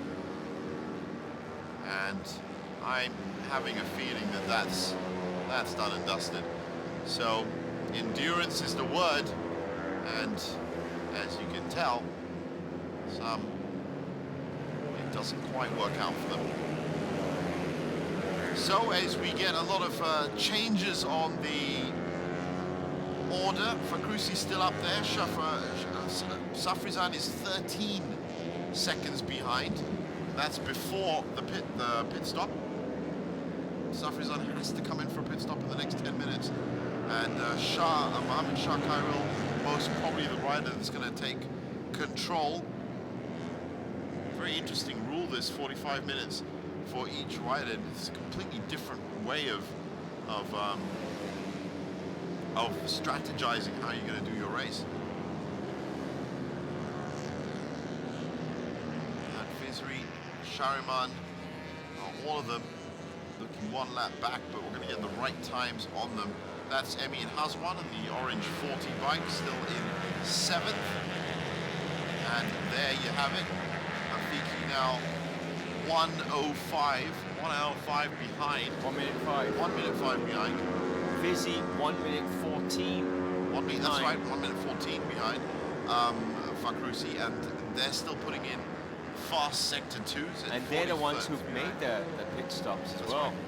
That's right. So all in all, it makes Fakhruzi and Ibrahim's pit stop strategy now look even more genius as we see. Well, that's a big shunt that we've seen there. Thankfully, the rider is standing up, but I want to know what happened there. That's Kuzaini and Amin, bike 62. Well, that looks like it's done. And there's a lot of skid marks around that corner as well. I hope there isn't any debris that's been left on that corner for some of these other bikes. These tires are very soft now. They're going to be picking up all sorts of debris that's left on the track. Sky still looking good. Track temperatures are very manageable, 45.8 degrees Celsius. And there is Safrizan, who has to be, I have to say, a little bit confused as to what he has to do here, because Fakhruzi... He must be getting the instructions to come in soon. Well, Fakhruzi has run such an amazing race so far by also being fast, but also with this incredible pit strategy, means that it's going to be very difficult for him now. They're He's got currently to- in pit again. Well, they can afford to be. I'm sure they can afford to be. This would be their second one. So, if that's the case, then that might be a bike thing, because why would you change the rider then? I don't know. You know, we're not in touch with the pit comms at all. But so Safrizan does take the lead just for a while, but Safrizan is, I should say, the Chapin Racing team are being very sparse with their pit stops at the moment, and that is really causing them a bit of trouble, because you know that when they come in, it's going to be very difficult. Now let's see how quickly, it looks like Fakrusi may have already come out. We're just getting that confirmation soon, once we get his time.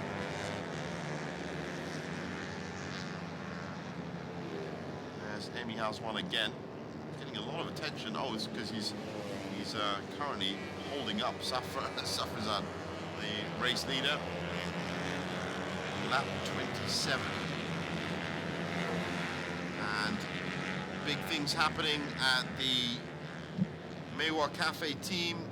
They've definitely taken the chip out the bike, because it's he currently says out, but that means he's just about to come back in, and then we'll see his time when he comes back in, and again he will be in third spot.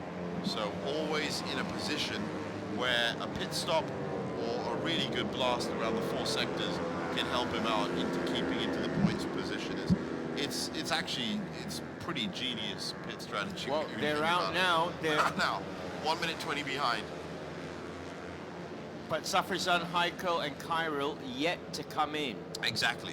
1 minute 20 behind, and they're going to hope that pit stop. That's Fakrusi's second pit stop. So Safrizan's haven't actually been keeping count of how many pit stops that they've done. Well, look at that. That's somebody that's really making it down the pit lane. Well, he's the not wrong breaking way. any speed limits in the pit lane. No, not on at the all. approach, that's for sure. And that's bike 71. Was it? No, it's not. Well, it looked for a second like it was. No, bike 71, Fizzy, Shariman, Amiral is in the pit at the moment. Okay, so Fakrusi's out again. 1 minute 20 back. And let's see if Safrizan can get a good pit stop in. It's what they need to do, and that may have been Safrizan going in. No, here he is. It's pretty obvious that the Chapin Racing team's strategy is to pit right at the Last possible minute, which is 6 minutes from now, and give each three of their riders the full 45 minutes, and then come back to the original Safrizan for the end. There's the frenetic pits.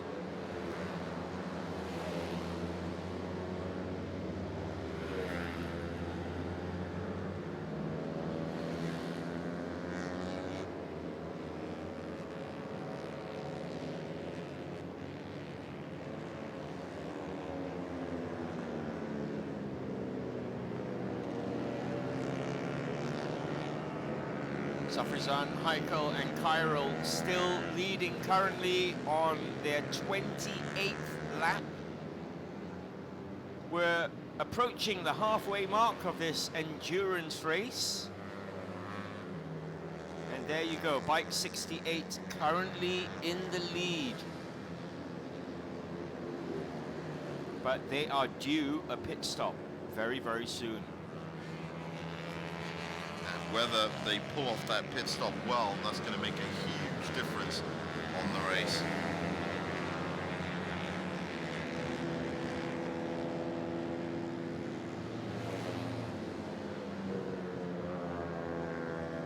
It's a 56-second gap between the first bike, Safrizan, Heiko, and Kyril, and the second bike, bike 70, which is Afiki and Fairuz. Now, when are they going to come in for this pit stop? Because there's only 4 minutes left. It should be, based on my calculations, it should be this lap. Because they are lapping at about 3 minutes a lap, remember? Once again, if you've just joined us, this is the big race to close off round 2 of the Pirelli Malaysia Superbike Championship up here at the Sepang International Circuit. And you have joined the digital age, and you're with me, Jeevan Silvanathan, and Ross Yusof on the direct live feed, watching it on Facebook, watching it wherever you are. We've seen a lot of great racing over the weekend, and now we are closing it off with the Kapcai Endurance. 3 hours of these wonderful Kapcai races that have qualified over 3 stages to get here to the grand finale, and we're seeing some really interesting pit strategies and some really interesting racing at a different level from the other ones, as the other classes of course were between 8 and 12 laps, but it really does change things when you've got time on your hands. It's possibly our most unique commentary job. I think it, for sure, for sure, it really is, because to have an endurance race, a unique one like this, you know, it's a once-in-a-lifetime experience, really. And this is the grand finale, but it isn't a once-in-a-lifetime experience because it is, of course, the 5th edition of this, and it's something that a lot of people look forward to. Seeing everyday people on everyday bikes on exceptional tracks. Well, the current champion team, the Chapit Racing team, are leading the way at the moment on bike 68. That's the trio of Safrizan, Heikel and Kyril.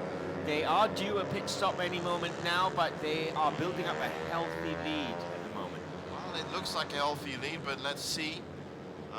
Fakrusi and Ibrahim are now down to 6th. And right now it's very difficult to see, as a lot of people are pitting and coming out as well. So once they've all come out for their second pit, there'll be another half hour or so where everything will settle down into its actual structure. But that's a good move.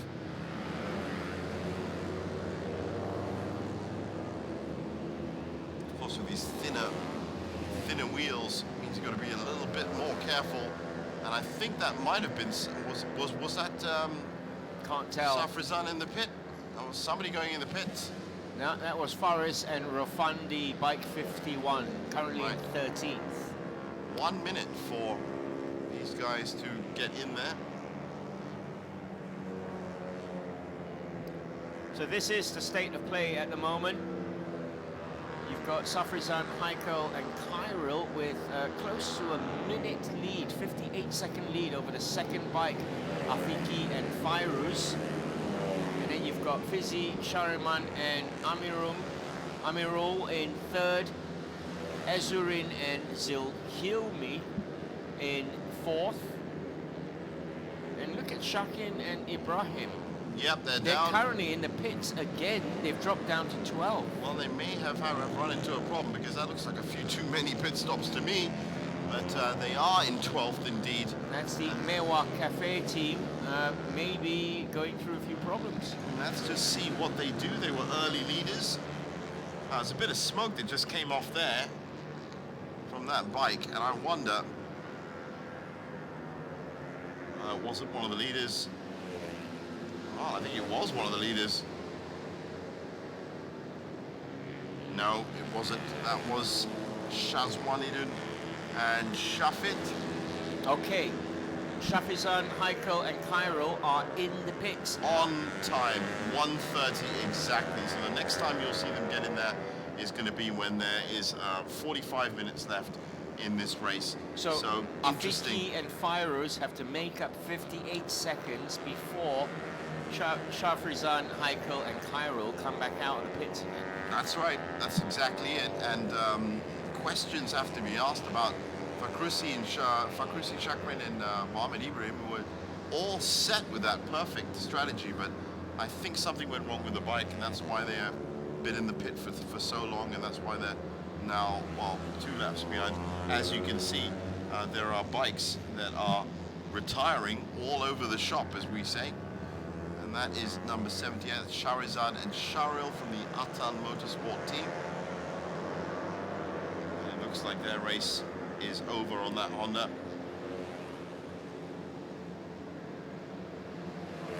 Versatile bikes, hardy bikes, but definitely bikes that need to be on the level. And when it comes down to it, if they are pushed to this limit for this long, then I'm not surprised that we're seeing a few dropouts every now and then. Okay, Safrizan and Heiko are back out again, and they still have the lead. They have a 9-second lead over Afiki and Fairuz, which is really good. So that's a great strategy then. It was a very good strategy from the Chapit Racing but team. I think they were helped a little bit by Fakrusi and Ibrahim, who had it in control.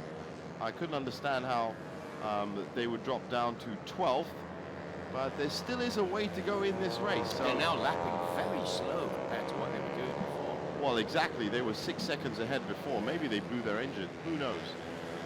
But 42.51, or it might just be that one of the riders is slower than the other one. So, and now has to wait 45 minutes to get his chance to get on there and start putting it in. Well, that's bike number 15. Well, we're past the halfway stage now, and the Chapit Racing team, so far, looking like their strategies are paying off. It didn't look it early on. No, it didn't. Now it does. Yeah, they're holding a healthy 9-second lead over the second bike, and they pretty much lapped everybody else.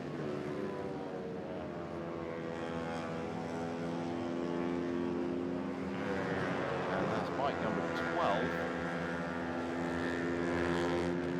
And as you can see, there's just more and more people coming out of the pits.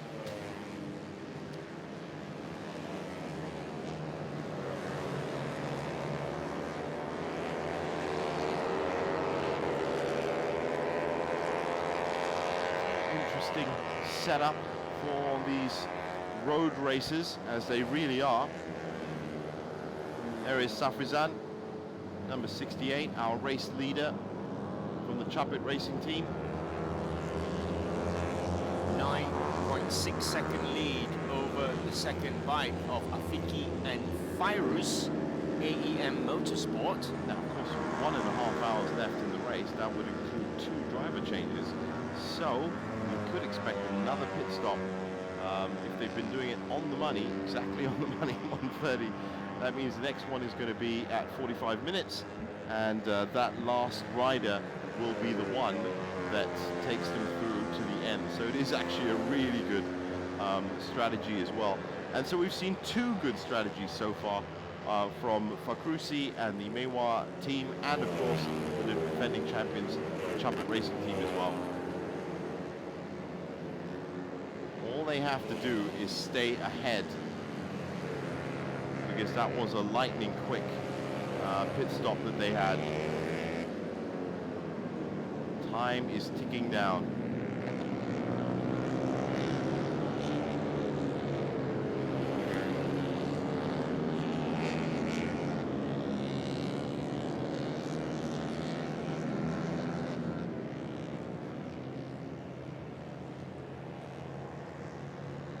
Here he is again. About to get some back markers. I have to notice that this weekend the back markers haven't really posed that much of a problem for these leaders. No, They've all been very kind well-behaved. and well behaved. Good road manners. I wonder though if this strategy that the Chapit Racing team are putting in is putting too much pressure on the riders, because it's exactly 45 minutes for all of them.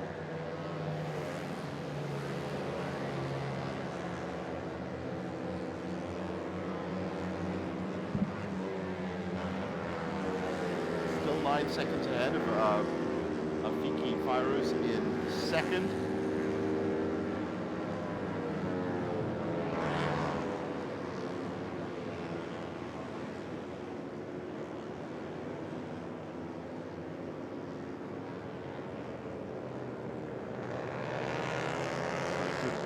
Good ride from Safrizan. We keep crediting Safrizan, but let's not forget Heikel and Mohammed Shah Khairil as well. His teammates, and of course all of his team engineers as well.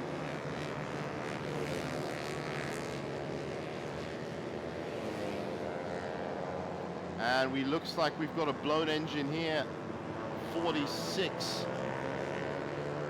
That's not good news. That's not good news at all. I'm just trying to get you the name of that team.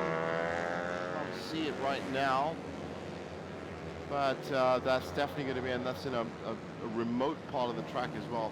That number 40, that's Emmy and Haswan by the looks of it. No, it's not. 46. Can't quite get you there. There It was. is Emmy and Haswan. That have. So they must have changed the front grille on that bike during their pit stop. That's the end of the KKMR MGT. Shazwanudin and Shafit had a few problems before they were pitting beforehand. They're from the FRMC team and they're currently in 14th.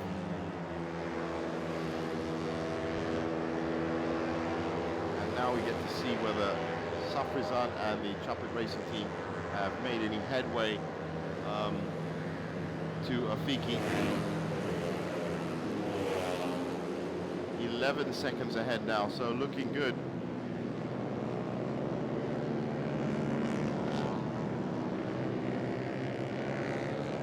Currently, I've just heard that 51 bikes are still in the race, so there has been an attrition rate of some sort. And this is in good conditions. This is in good weather. Can you imagine what it was like? What would it be like if it was raining? This is Afiki and Emmy and Haswan on track here. One's trying to lap the other. And Haswan in bike 40, Emmy Haswan just trying to hold out and not be lapped. Yeah, it can't help to be lapped all the time, but that is Afiki's bike. It vanished for a bit, but I'm quite happy that it has reappeared again. 11 seconds off Safrizan. He needs to get past Emmy and Haswan as soon as possible and close that gap down so that that even if the last pit stop, and we're expecting that last pit stop to come in 45 minutes.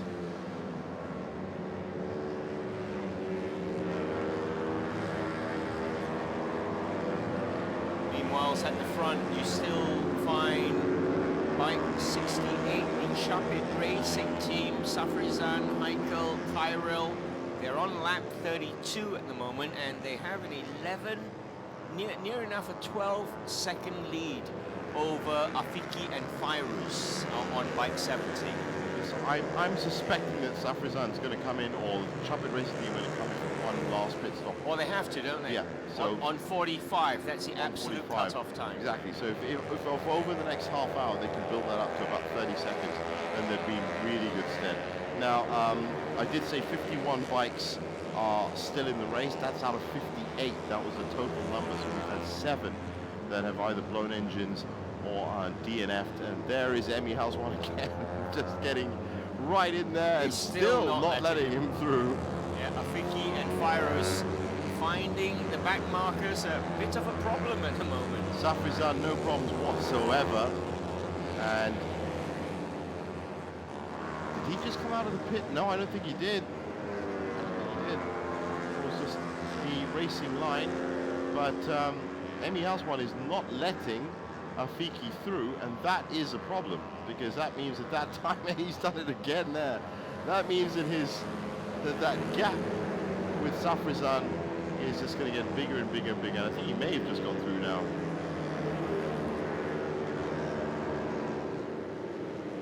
Yes, he has. There is Afiki.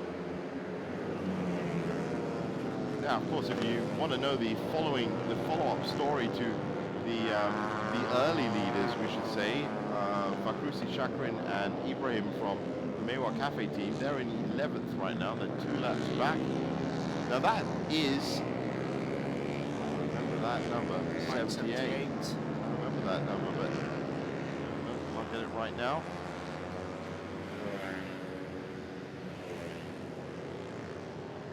There's Safrizan again. And I'm assuming these endurance races, it's really got to pull. Got the G-forces let alone, and he's still not letting him through. It's really quite it must be quite annoying for Afiki to have someone who's in 7th. And it must be draining.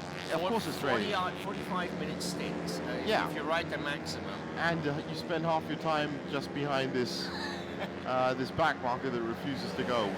And there he's just gone out in front. He's taking him again. He's having his own little battle because I think he needs to have one. We can't quite see the number on that. That is an absolute stock Kapcai. It's the exact kind of bike you'd see on the streets of KL. Husband's pulling away again. They're in 7th at the moment. And I wonder. And it's certainly, I mean, it's all working to the benefit of the Chapit Racing team, of course.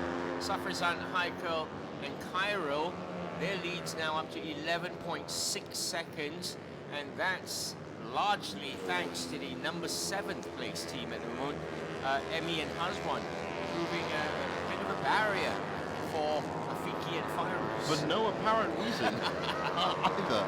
It doesn't, we were just saying about how... Something they said outside. We were just saying about how well-mannered and how nice all these back markers have been, but... Well, they don't have to let you They pass. don't have to let you pass, of course not. Whether there's been some secret collusion between Safrizan and Emi and Haswan, we don't know, but that doesn't usually happen in bikers. But as you look at it here, Emi and Haswan are essentially taking this as if it is the top 2 positions, and they're just not letting him through. I think now he's through. He's finally got through. Still a bit of problems. No, he hasn't. He hasn't. Yes, he has. Finally, Afiki gets through and can keep that at 11 seconds. And now, of course, he's got, well, we're going to find out if he was delayed a little bit longer. It's going to be coming up right now. He's made up ground. 10.737 behind now, the leader, which is the Chapit Racing team. And I tell you what, Emi and Haswan still hot on the tails of Afiki and Fairuz. And being in the top 6, maybe they just want to keep their speed up. Who knows? We're coming up to the last hour of the race, 17 minutes from now. And at 45 minutes, you should see a lot more pit changes again. But who knows what happened to the Maewa Cafe team. They had such a good early run. But right now, the Chapit Racing team, the defending champions, are doing well and have a 10-second gap. I'm sure they'd love to make that a 30 or 40-second gap, which they might be able to do if they keep this last-minute pit strategy going. Well, Afiki and Fairuz are picking up speed now that they've got rid of Emi and Haswan. It's a good lap time of 2:55.109 from bike number 70. But as you can see, bike number 40, Emi Haswan very close behind. They are a lap behind Afiki and Fairuz though.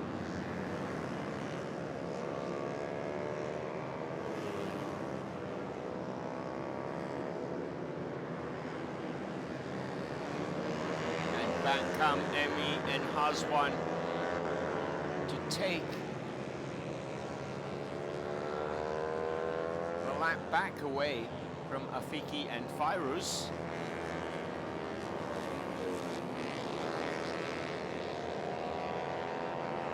Intriguing battle building up here. An hour and 15 to go of this Kapcai endurance race.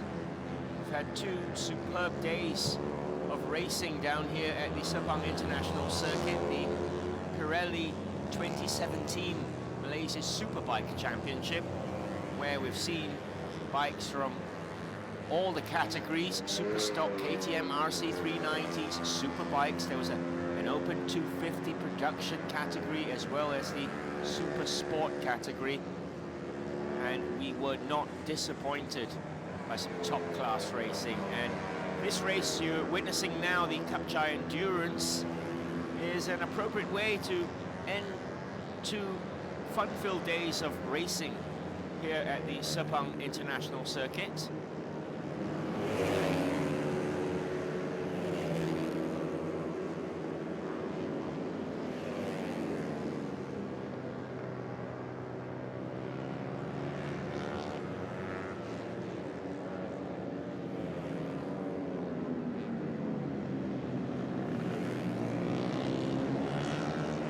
intriguing battle going on between bike number 70, Afiki and Fairuz, and bike number 40, Emmy and Hazwan. Emmy and Hazwan, they've been lapped, they've been unlapped, they've been lapped, and now he's just unlapped himself.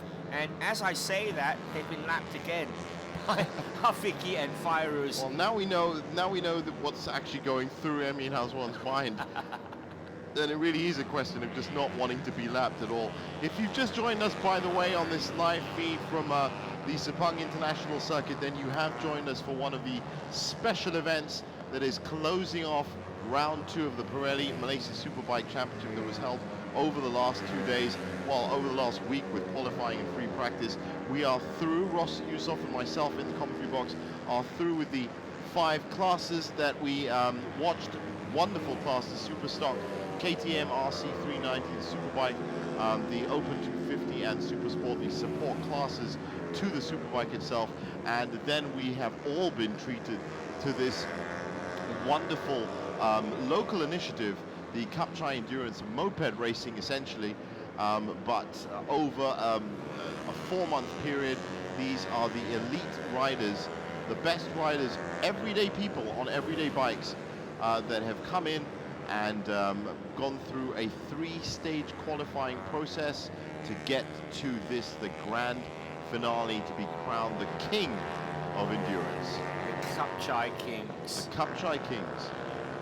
Something that we can actually tell our friends about just now. Well, at the moment, the Chapit Racing team looking good to retain their crown. Yeah, defending champions. Safrizan, Heikel and Kyril, they are due one more pit stop before the race ends. Remember, each rider is only allowed to ride for a maximum of 45 minutes on track. And we calculate that that next change should be at 45 minutes on that clock that you can see in the middle of the screen. And we're assuming it will be Kyril. And it will be, yeah, we're assuming it'll be Mohamed Shah Kyril to take it all the way to the end.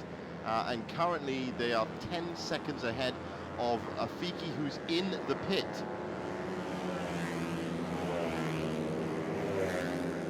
Now a chance then. A big chance for Safrizan. For Chapit to build up a lead here as we look at the leading bike here. We believe it's Heikel. And that's all they have to do. If Afiki's pit does take a little bit longer than it should, then they just have to wait for that 45-minute mark and make the final rider change, which I'm assuming would flip back to Safrizan, who's probably had the greatest rest. As you can imagine, these riders that aren't riding are currently with feet up and ice packs and everything, and getting ready for their final run. So everything looking good so far for the Chapit Racing team to defend their championship. And I've just heard that a bike number 50 had a mechanical problem, and that's why they had to retire from the race as well. So we've had 8 retirements now, which isn't bad for the endurance. You were saying how reliable these Kapcais are. Yeah, They're certainly showing it. But these are bikes that are full throttle now for a full 3 hours, and I don't know many everyday bikes who can do that, really. Yeah, well, Afiki's in the pit, still in the pit, and I'm assuming that he's going to come out about a minute behind Safrizan, which should be perfect for their final driver change. And that means that's the last thing they have to do in this race, is just change that last rider. 1 minute 30 is the lead that Safrizan has, that the Chapit Racing team has, which is perfect, which means they can go in and wait till the 45-minute mark, try and add to that now, and then just make one rider change, and it should be clean racing all the way to the end of the endurance. And of course, the last rider standing on their bike is going to be crowned the king, the Kapcai King of Malaysia. And it's not just about that. And that title, of course, has said every single class of motorsport on 2 wheels or 4 wheels can be started, progressed, or competed here at the Sepang International Circuit. That is the standard of quality of this circuit, Which is quite incredible. Which is quite incredible. You'll see everything from F1 to Kapcai endurance races. And within that, you've got a lot of riders, you've got a lot of young Malaysians, you've got a lot of young people that can really showcase their quality, right? Who knows who's watching this live feed now that's seen some talent in one of these Kapcai riders that is going to go off. It might not be Safrizan, Heikel, or Shah Khairul. It could be any of them.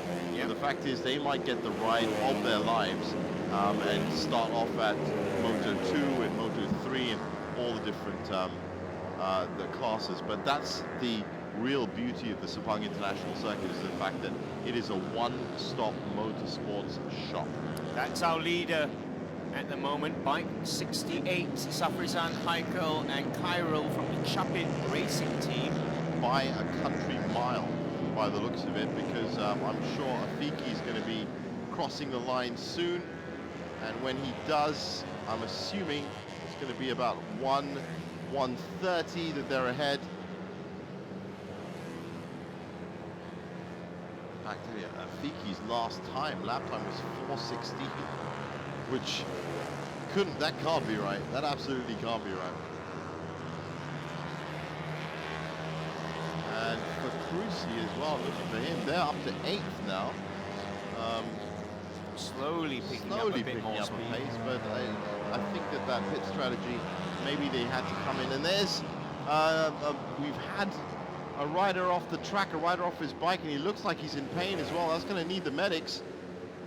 And there they are, first marshal on the scene, second marshal on the scene. And let's just hope that everything's okay with that rider. Bikes can be fixed. Riders, well, that's good to see that he can get up, he can walk around. He's looking a little bit ginger with that arm of his, but maybe just a bit dazed and confused. 63, Akmal Hakim, Noor Edwin Nazani and M. Ayman, Dolphin Motorsport. It looks like your race has been run. Meanwhile, at the top, bike 68, Safrizan, Heikel, Khairul still leading for the Chapit Racing Team, and it's a 1-minute 28-second gap they've got between themselves and the second place bike, which is Afiki and Fairuz in AEM Motorsport. And those are the only two bikes that are still on the same lap, because straight after them, Noor Edwin, Azurin and Emi Ahazwan, as we saw, were fighting tooth and nail just to stay on the same lap with them, but it couldn't happen. They're all one lap back, so it's not looking too good for them to be coming in. But still, there's an hour of racing left, so let's wait and see. And you know, these pit stops, we've seen them change the fortunes of the likes of Fakushi from the Meiwa Cafe team. So let's just hope that that Safrizan can come in with a really good pit stop. All they've got to do now, as I said, is make that one pit stop 15 minutes from now and change that, if that is Shah Khairul on the bike, to get Safrizan back on it for 45 minutes, and it is game over, job done, and they are double kings. Very good strategy. And you know what, Ross? If I'm ever in an endurance race, I'm going to remember to pit right at the end. I was very impressed with the Meiwa Cafe team and what they were doing. They were coming in early and making sure they had it in control. But it looks like the ideal thing to do is wait till the end and then try and just go as fast as possible around the track. And that seems to be the tactic of the Chapit Racing Team. And it's working out very well indeed for them. Well, it worked out very well for them last year as well. So they are no strangers to winning this. 5 minutes, and then we hit the final hour of this endurance race. And it has been a very special experience the whole weekend. And while we watch Safrizan, we just want to thank all the people that did manage to come up to the Sepang International Circuit and watch all of these races live this weekend. We saw a good lot of you today, so we're hoping you watched us yesterday and decided to come up. And if any of you are saying, hey, I bought a paddock pass, I want to meet the commentators, well, I think there may have been some security restrictions, so I do apologize for that. And that's all for Jeevan, not for me. I was the one that said it. I was the one that said it, and I will happily beat you if you can get through the gates. No, you should get up, you should support Malaysian Motorsports, 2 wheels and 4 wheels, because we have some really talented riders and drivers up here as well. And hopefully all of this that you're watching now is going to produce one day that a MotoGP champion or just a really fantastic moment. Now that's Safrizan with some back markers, I'm assuming. Looks like it. He's having no trouble with them. They're all well behaved with him.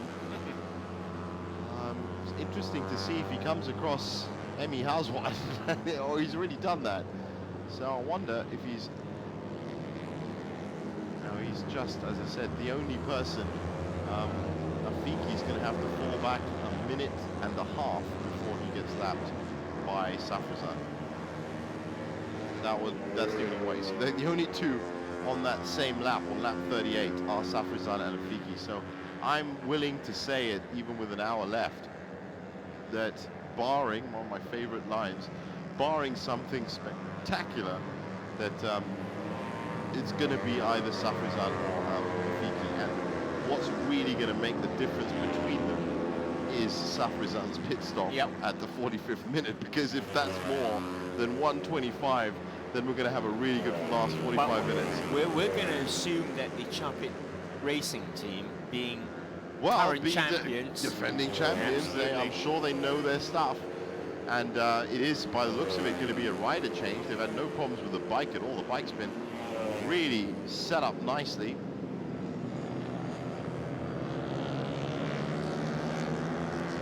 Refueled, leading in nicely.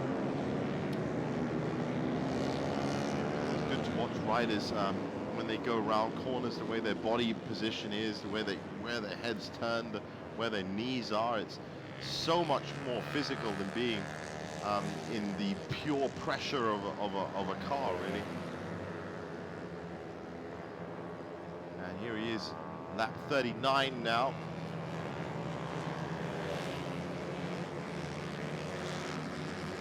And we'll find out once again.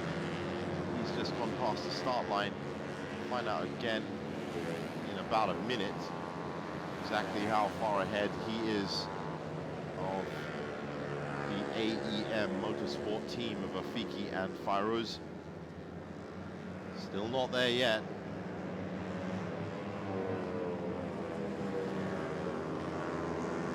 They're on sector 3 at the moment. 1:23, so they've cut it down a little bit. They've got 15 minutes to cut it down even more if they're going to put pressure on Safrizan. I'm going to say Chapit Racing because we don't know if it's Safrizan on there. Yeah. It's just the first name that's up here, but the Chapit Racing team is more accurate. And those are some grey and ominous clouds in the background there. I did say I'd keep an eye on the skies, Ross. They just need to hold out for another hour. When was the last time you heard that come true at Sabang? That was...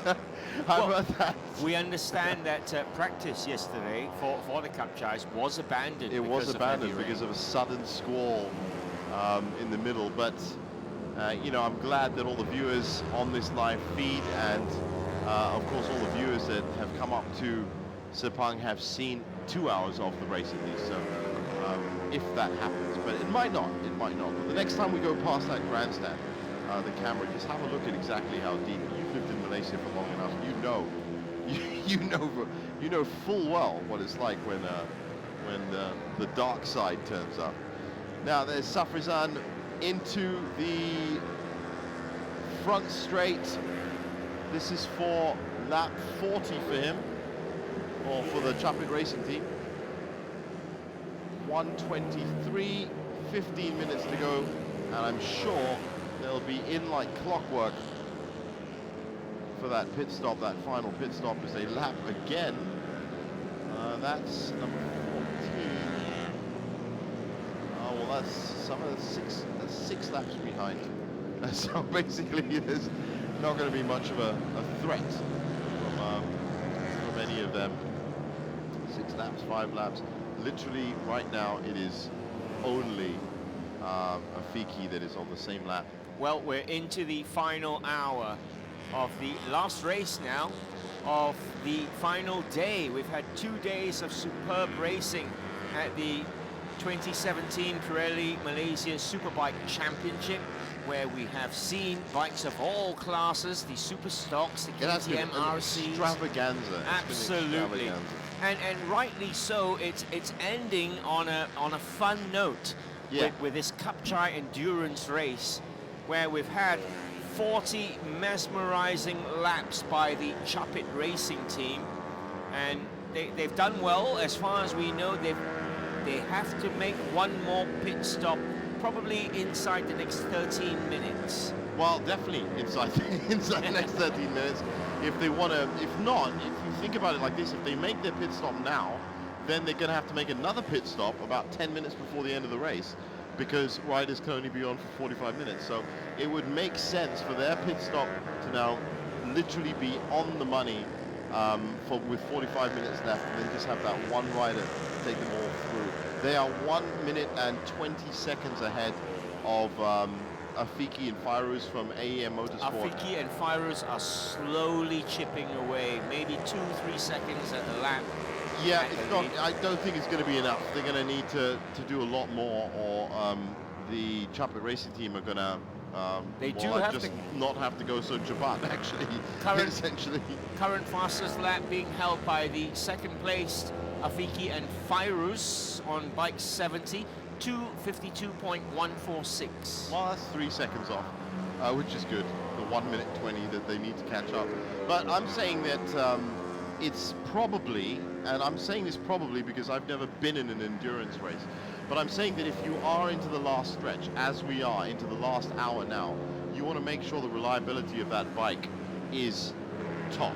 You don't want to be pushing it too hard, which is why we haven't seen the Chapit Racing team really blasting out sectors 1, 2, 3, and 4, because why put too much stress on the engine? Why put too much stress on the tires? Well, now I think if Afiki catches up to say 30 seconds, then they're going to push that bike as well. But it's a great buffer to have, and we're going to see it again now, whether they're still slowing or fasting, because he's just gone on to lap 41, and as you can see, Afiki is still halfway on lap 40, so it's going to be at least a minute and a half before he turns up.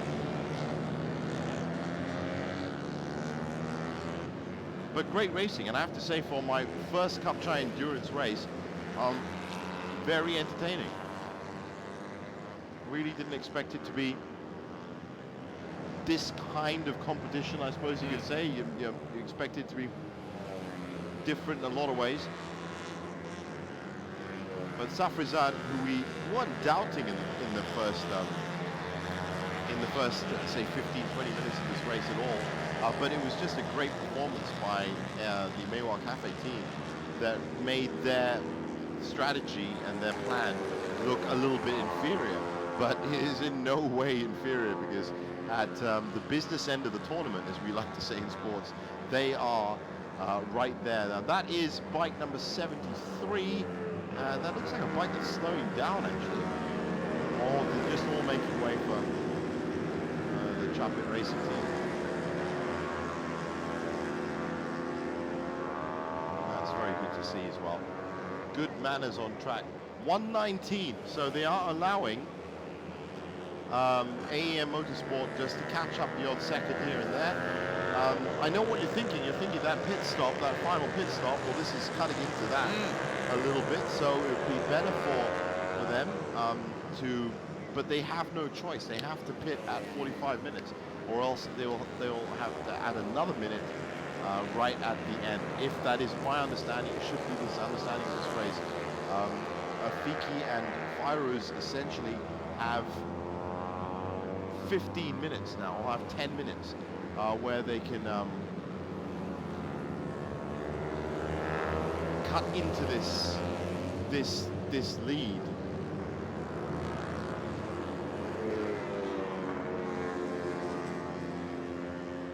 So yeah, 1 minute 19.123 seconds. That is the lead. Chapit Racing team holds over AEM Motorsport at the moment. These are the two front-running teams. Of course, Chapit currently leading still have to make one more pit stop, and that will come probably in the next 10 minutes, 9.5, 10 minutes or so, which will be very interesting to see, because if AEM Motorsport can keep cutting down, chipping away at the lead of Chapit, then it could be a very, very tight finish at the end.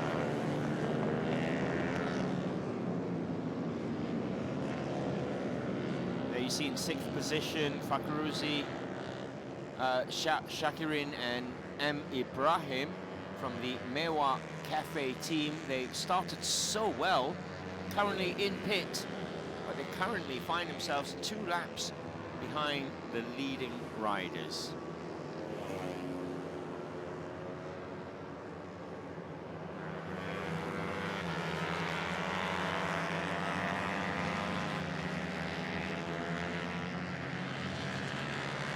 So we're waiting for AEM to pass the finish line to see what the latest gap between themselves and the leading team, which is the Chapit Racing team.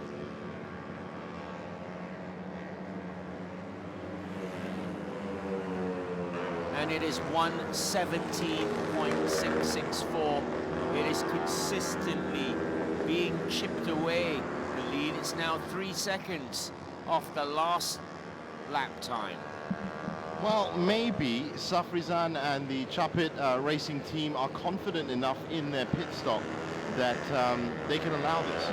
But as I said, they haven't got much choice. For the next 7 minutes, they have to keep that bike in relatively good condition. And on top of that, they have to make that one change. And I'm sure that one change is going to be putting it back to the original rider, the rider that took the first baton, you could say, in the endurance race for the last 45 minutes.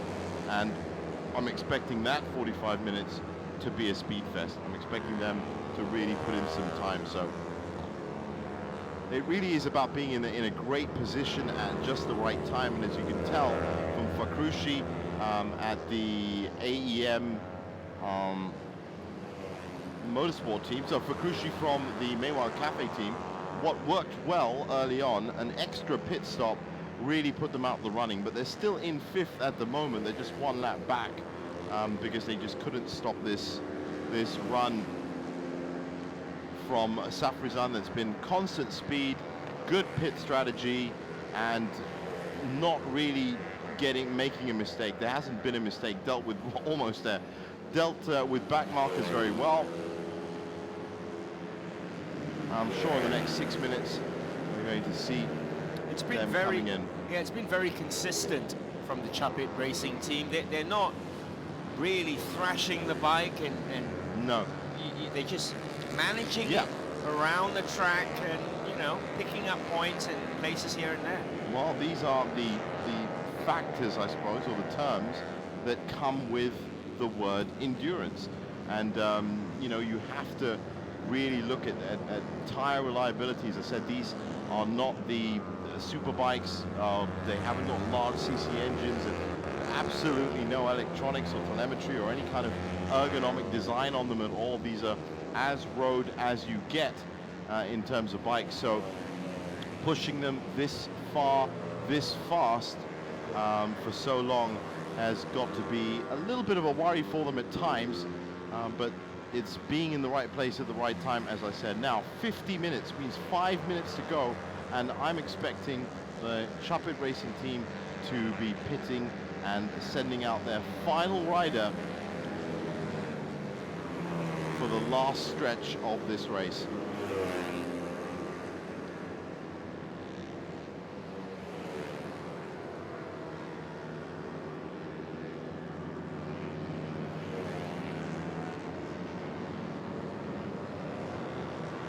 Is Fiki, or I should say the AEM Motorsports team, number 70 bike. This is 3 helmets, so I'm assuming it is Virus who it is riding that, plus 114 now. So it is going to have to be a very quick pit stop indeed from Safrizan, just to make sure What a good run from Afiki and Fairouz. One, just to keep on the same lap as Safrizan and the Chaplet Racing team, but two, also to give them a chance at the end of the race, because for a lot of these teams, it is over and done with, and there is no way that they're going to be crowned king of the Kapcais at the end of it.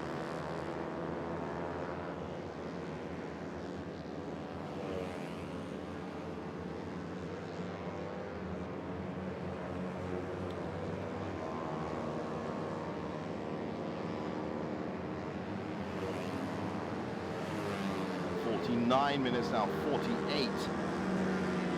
Once again, the key rule in this championship has been 45-minute rides for each of the riders in these 2 to 3 man teams to get through the 3-hour race.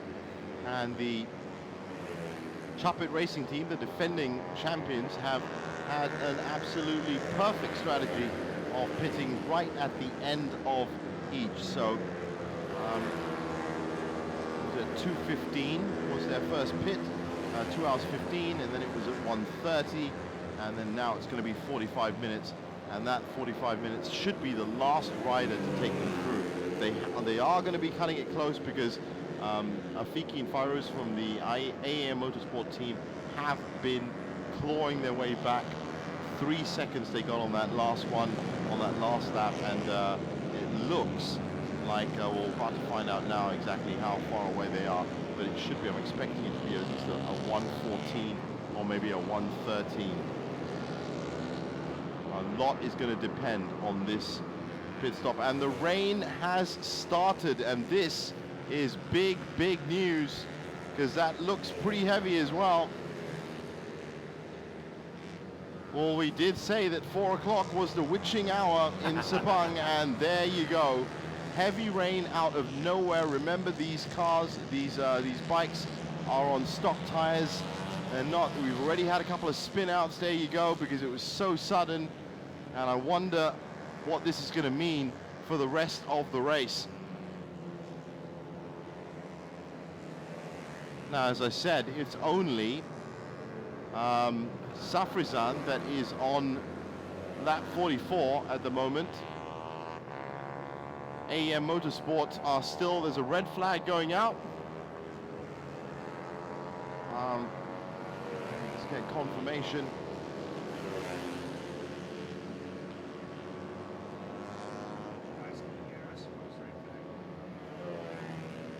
And it looks like this rain might be too much.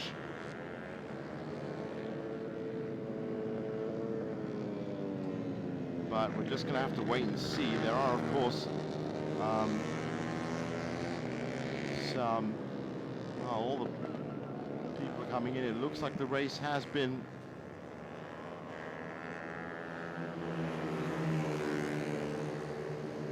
red flag called. Bikes are all coming into the pits now. Well, I'm just going to wait and see exactly. There's 46 minutes remaining. Race has been stopped, I've heard, because of the rain, and I'm just getting more information in now.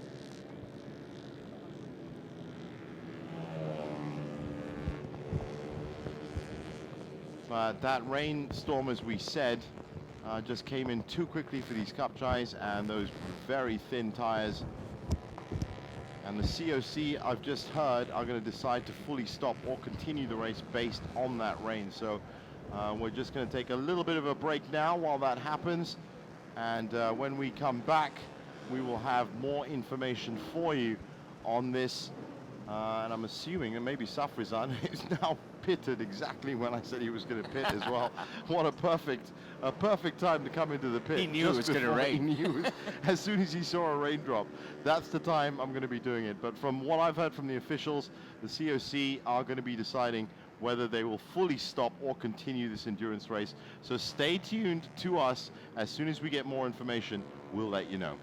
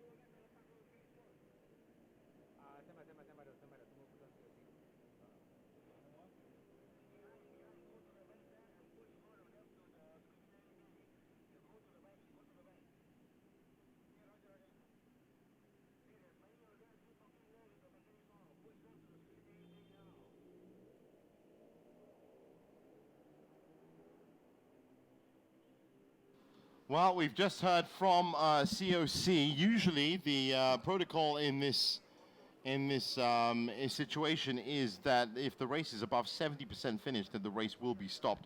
And race control have just said that the race is going to be continuing as well.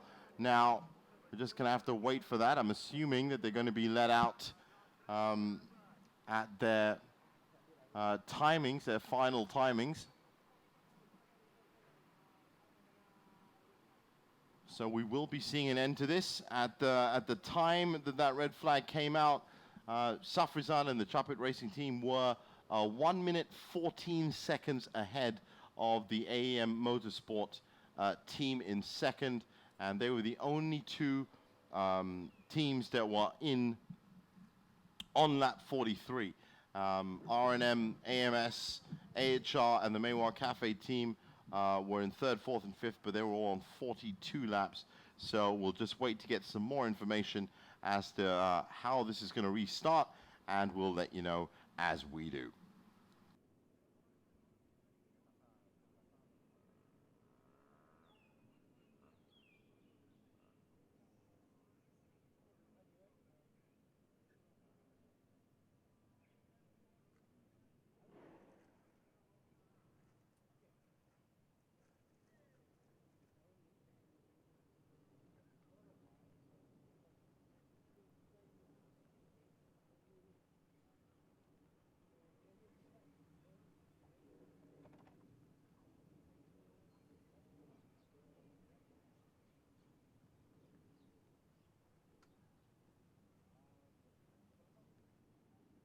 Sudah berhenti.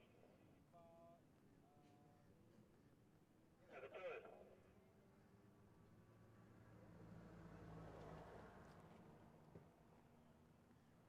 Dia datang malam nanti.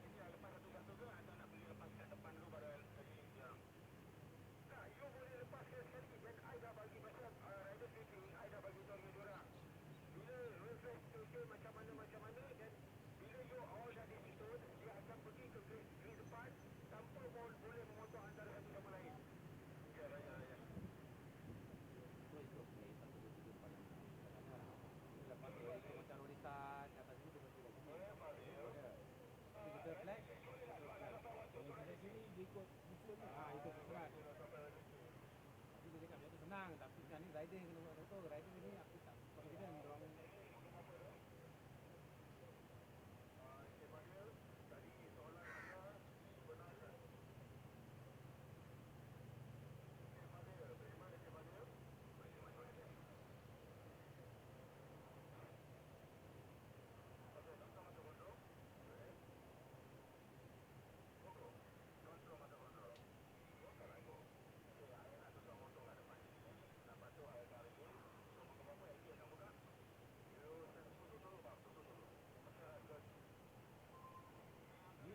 Di sana lah. Dia susun ikut dia punya grid dari sana. Lepas habis susun dia akan lepaskan. Motor semua akan datang sini macam konvoy. Dia datang sini dia akan menjemput lagi. Dia bersusun lah. Dia susun ikut dia punya grid. Ayo. Yes. Yes. Yes. Yeah. Go, go. Go, go. Okay, I will 35 minit 15 saat. Find you good. I will explain. Ini maksud saya seorang dari sini kampung Arul 4.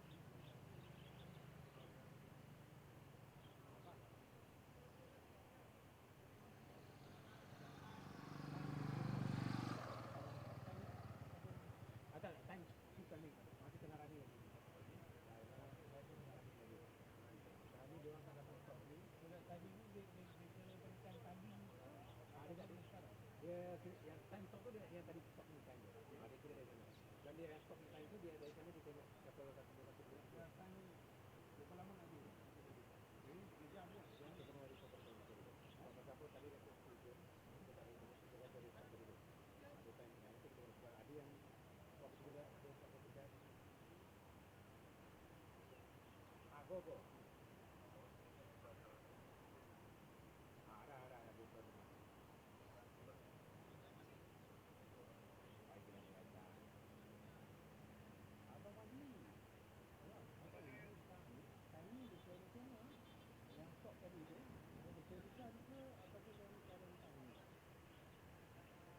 Ya, untuk pengetahuan walaupun regular situation still timing bergerak timing berjalan Oh, kan dia lama. Okey. Dia masa ni. Oh, dia cerita.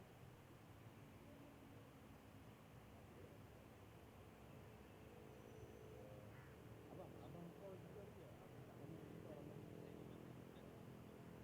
Ada dua sama. Okey, dah dapat dah. Betul.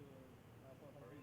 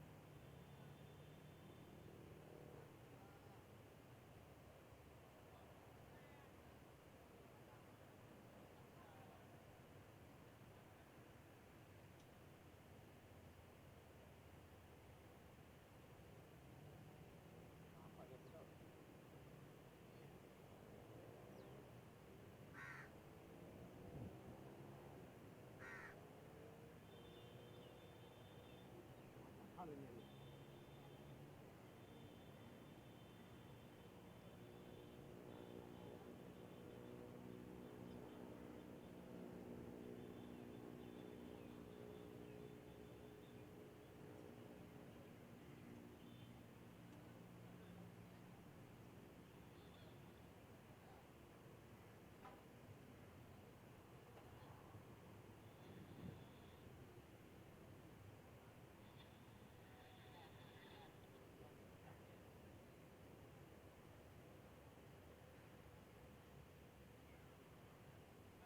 Sudah habis ya. Salah. Tinggal lagi 30 minit ni.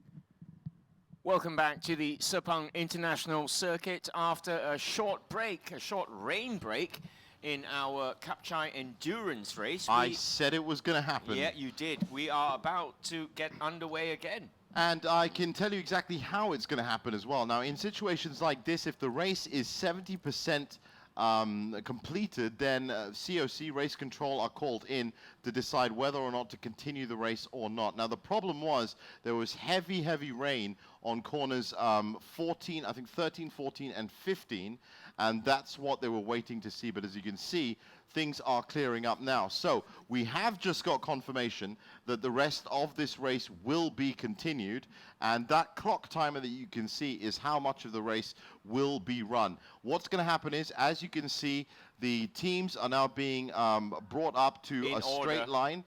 They're going to be in a straight line in the grid, and it's going to be literally just a straight start from there for half an hour to see what happens, and hopefully Safrizan and all the good work that they've put in, and the Chapit Racing team can still come out on top of the heap. It's a different kind of race now. For 28, 29 minutes that's left, you're looking at a full-out race now. Yeah, and a full-out race. The bikes obviously haven't been changed at all. They were all brought in.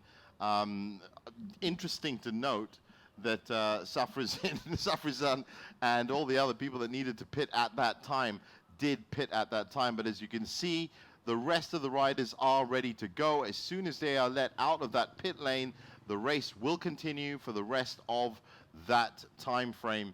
And then we will find the winner from that. It is a change of circumstances, but that's force majeure. That's what happens when the rain hits, and there has to be some kind of protocols and rules. And as long as it is fair for all the riders, then it's accepted by all the riders, then we can move forward with the race, which is great to hear, because nobody wants to hear of a race that essentially just stopped because of the rain. So the riders look ready. Of course, now psychologically, this is going to change the riders a bit. They were in for the long haul, the last stretch, as we were just saying that the Chapit Racing team and Safrizan were getting into their final rider change. Nicely planned just to go all the way, and they were a minute and a half, I think a minute 14 ahead of Akifi and Fairuz. But this is a different kettle of fish now, so it's going to be interesting to see. It's almost a good chance for all the other remaining riders, and remember that there are still 51 riders or 50 riders in this race. It's a good chance for them to make a mad dash for the sprint, and let's see whether they can come out on top. So the marshals are trying as quickly as possible to get those bikes ready and lined up, as you can see. And as you can see from the front numbers as well, that they have been put kind of in their order as well. That's Safrizan, Akifi, and Fizri, except the only difference is now Safrizan doesn't have 1 minute and 14-second lead over Akifi. So that's what the level playing field is all about. Now let's see what they can do. And once this race restarts, we'll be back with that. I'm just going to head off and get some more information from race control for you. Stay tuned to our live feed from the Sepang International Circuit for the conclusion of what has been a very interesting Kapcai Endurance 2017 race. This is the grand finale as well, so stay with us.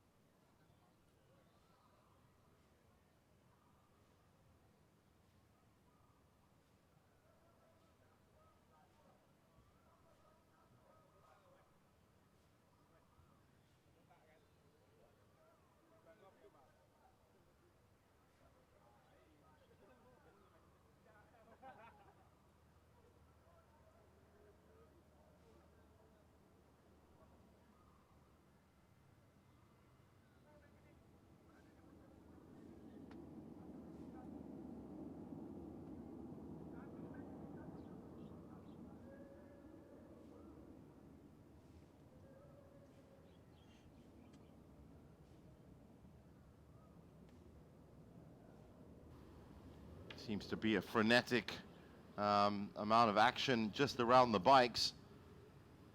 If you have just joined us, this is the conclusion to the Kapcai endurance race, the final act of the round 2, day 2 from the Pirelli Malaysia Superbike Championship. Ross Yusof and myself, Jeevan Selvanathan, have been in the commentary box for the whole 2 days, and we were quite surprised by that. Even though we were expecting some rain, we were quite surprised at the fact that it came so quickly for a start. And now we can see some of these bikes, well, that looks like the AEM Motorsport team being pulled back for a reason. And what looked as if it was nicely all set up is now looking a little bit more confused. But perhaps the riders have just got the news that they have to get their acts together as soon as possible. And it looks like it's going to be a pit lane start, or well, we can hear them growling outside. I thought that was actually more thunder. I was a little bit scared for a second. But psychologically, this has to affect them, right? Absolutely, absolutely. Especially, you've got to feel for the Chapit Racing team, because as far as strategy planning all that goes, they got theirs down to a T. It was working perfectly. It was working perfectly. It was working absolutely perfectly. So there we see bike 68. That is the Chapit Racing team. And yep, there you go, Safrin and Fisri and the R&M AMS Tune team are out first. They're all rolling onto the track.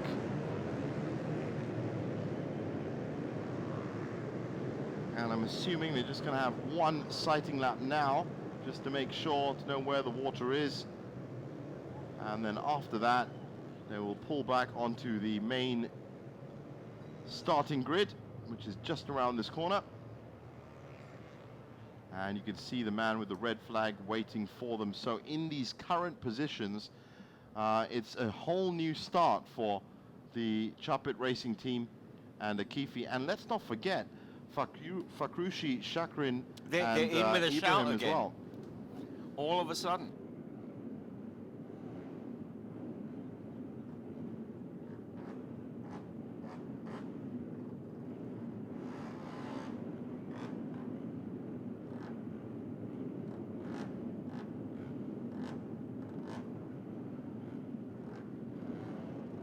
The man with the red flag is there as the bikers get themselves sorted out on the starting grid.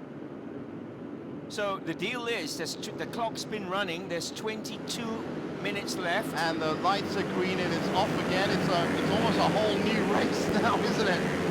But again, we have Fisri and Safrizan up at the front. 22 minutes left in this endurance race, and the I have been told, I was just told by race control just now, that there will be board markers, time markers that will be shown. 5 minutes, 3 minutes till the end. So all of the riders. We've just seen a rider come off. So that's just an indication of some of the moisture that's still on there. He was actually sliding around as well. Now I don't know if he's going to keep continuing. Yes, he is. No, it looks like it might not be. Who was that? That was the Seong Nazazuma team, bike 44. And this is a completely different setup that we've seen here. But that was the sighting lap, or no, that was the green light. That was us off again. And all these bikes are now going to take it very, very carefully, because as we heard, it was turns 13, 14, and 15 where the rain was most heavy. And that's another interesting part of Sepang's topography, because when it rains, it doesn't just rain on the whole track, it rains on parts of the track, and that makes it even more difficult. But now in this new setup, well, that's that's Zachary and Amirul from the Zam Motor team that have just taken the lead by the looks of it. And this, our new confirmation of the leader and whoever else is of course going to be on once they pass the start line. We're looking at the old leaderboard right now. Afiki and Fairuz, AEM Motorsport, up there near the front. They were still second. I'm just wondering about this new player we have at the front, and I think we'll get all of the once the timing chips go past the front starting grid, then we'll get a good idea of exactly who's who and who made the best of that start. But as you can see, there is moisture on that track just there, and they're all avoiding it very well. And they've just got to be a bit careful here now. Perhaps they had a chance to change some tires, maybe not. Now here's the back straight.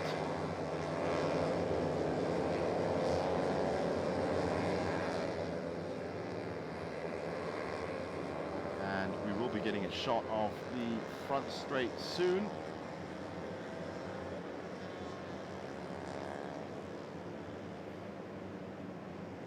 "19 minutes left in this, and here they are coming round to the front straight, and that looks like Rafiki. So we're going to get a clearer idea of positions Right as they now. pass the finish line. This time, in fact, as I said, there you go.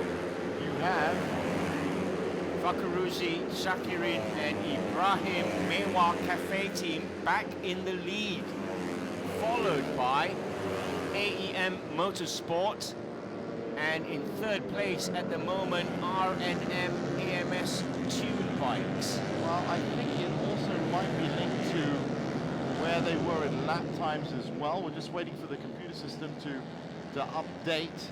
But right now it says that Afiki and Fairuz from AEM Motorsport are up front. This is a number 70 bike, and that doesn't look the case at all. And that's the number 30. That's the leading bike there in your picture now, bike number 66. And we know that. That's Fakhrushi Shakrin Ibrahim back again, almost as if it was the beginning of the race.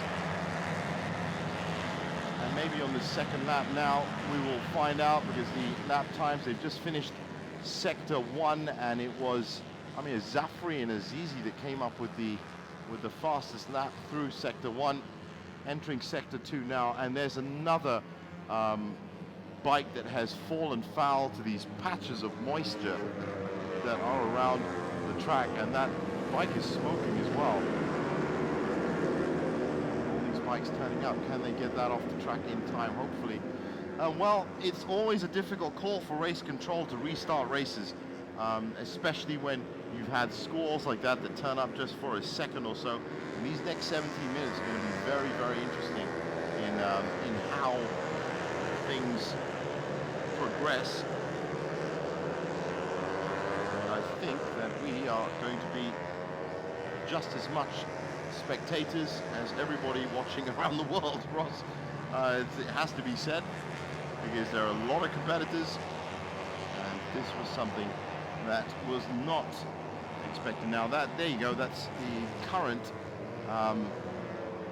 situation. So Afiki is in front of Shafrizan, probably on the fact that both of them are on lap 45. They've done more laps. So there's a close enough to a 3-second lap between AEM Motorsport and the old leader, the Chapit Racing team. It's absolutely turned into a completely different race in a sense. And there we have it, bike 68, that's the Chapit Racing team.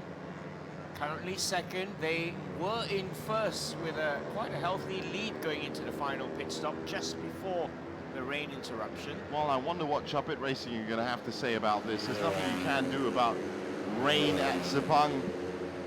I'm sure it was written in the rules. I'm sure it was written in the rules somewhere. Now there is Afiki and Fisri, and that's Shafrizan in second spot with just 4 seconds back. So based on these results, Shafrizan and the Chapit Racing team still with a chance with 15 minutes left. They've got to make up 4.5 seconds in 15 minutes. Well, they have done it before, but now, of course, it's a slightly different track. It's a little bit wetter in places, it's drying out in places, and these bikes, as I said, have been stopped and started, so who can tell about their reliability when it comes down to it. As we get on to lap 46 now, it is just 4 seconds, as you said, between the number 70 bike from AEM Motorsport and Fisri, by the looks of it, that's moved up. Yeah, it's Fisri in third. Oh, we're just trying to make as much sense of this as we can as well. But that is Fakrusi Shakirian, who had such a great early original race.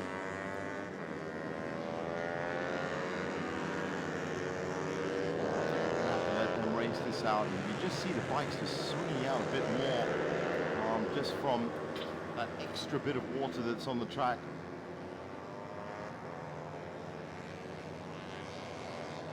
And at least we are racing again. That's the main thing. Now, this is something I definitely have to update everybody on. If you have just joined us and you're expecting a 3-hour endurance race to be this close at the end of it with 14 minutes left, well, then you're mistaken, because around about the half-an-hour mark, there was a sudden rain shower in one part of the track, and that needed the advice of race control to restart the track, and that's where we are now. We've just restarted everything, and by the looks of it, Fiki has come through, Shafrizan has come through, just on the fact that they have done 46 laps each. So all of these other riders who have done 45 laps, of course, that's one thing you can't do if you have a rolling start. You can't just suddenly jump a lap and say, well, I did 46 laps, and or if Kamal Alif and Azmil and Shazul, who did 39 laps, would have a fantastic race if that was the case. So a chance now, a big chance really, for Fakrushi Shakrin, who was down in 11th, and he was having, the Mewar Cafe team were having such a great opening salvo in this race that it's good for them to get a chance to fight for it all the way to the end as well. So just over 12 minutes to go in this Kapcai endurance. It's the culmination of 2 days of racing here at the Sepang International Circuit. Wonderful racing. Absolutely, it's a 5 classes. Yep, fun way to end day 2 of racing here at the Pirelli Malaysia Superbike Championship. I mean, we've seen Super Stock, we've seen Superbikes, we've seen the KTM bikes, we've seen the Open, and now your everyday man. Your everyday bike. man, but the one thing that is, of course, common to all of this are currently being tested as well, Pirelli tires. Absolutely. These tires have shown that on various times, I mean, it was blazing hot yesterday, there's been rain as well, but they really have come through. So let's give a big shout out to Pirelli, let's give a big shout out to the International Circuit for dealing with this sudden change of situation in this race so promptly and so well, in the same manner that they have also staged all 5 of these classes over 2 days. Wonderful job from them. So currently our top 5 after the restart, Fiki and Fairuz from AEM Motorsport in top spot. Safrizan from Chapit Racing Team, the defending champions, 5 seconds behind them in second. They're the only 2 on lap 47. And then we have Fakrusi in third on lap 46. Fisri, Afik also on lap 46, and Shafik on lap 45. So it's definitely going to be coming down to Fiki or Safrizan. It's just a question of whether he can make up 5 seconds in the space of 10 minutes. With, of course, this whole new group of back markers or front markers, or however you want to look at them, but all the bikes are in a different position now on the track. So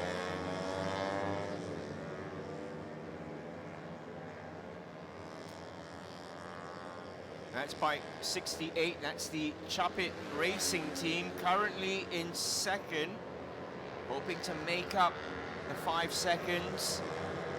between. I don't fancy their chances, to be honest, but it is with this 10 minutes left to go. There is really no other choice but just to go flat out. There's Safrin there in the 68 bike. Safrizan, sorry. He's now 6 seconds behind Afiki, who have really taken hold of this restart. And it's how you manage these restarts now. That wide line outside is going to be good for Safrizan. I'm sure he's the final rider for the leg.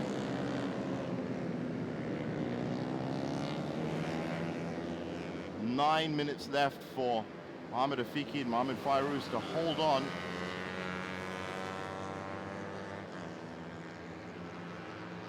.475 seconds. That's the gap between It the is getting first, which is AEM Motorsport, and the second team, which is the Chapit Racing Team, Bike 68, trailing Bike 70 by 6.5 seconds.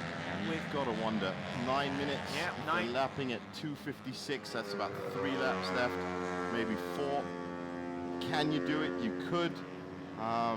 Wet patches on the track, well, but also a new revitalized chance for Afiki and Fairuz to win this. So Safrizan, you have to feel for him, you have to feel for the Chapit Racing Team as well. That rain shower didn't help. No, it didn't help The them at sun's all. out now.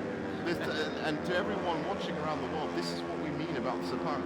It turned up for 10 minutes on 2 corners and has completely changed the complexion of this race. Safrizan and the Chapit Racing Team have probably had to pay the biggest price for it. And these are the 2 bikes that have really benefited from it, especially that 70 bike with the green plate. Mohamed Afiki and Mohamed Fairuz from AEM Motorsport.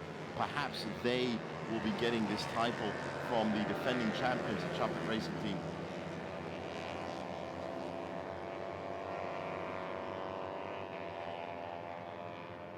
And what you're seeing right now, Bike 71 fighting to avoid being lapped by the leader, AEM Motorsport, which is Afiki and Fairuz. Again, as we said, a restart does not suddenly give you laps that you never made. So if you were on lap 46 at your restart, you're still on lap 46, whereas the leaders are on lap 48.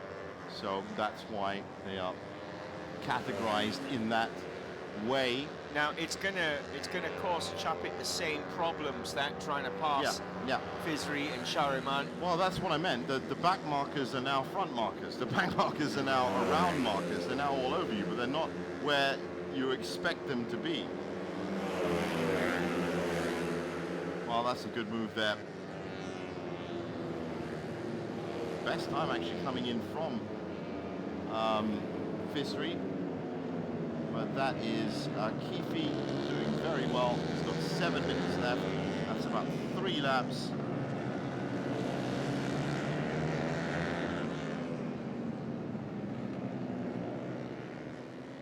And it all came down to race control.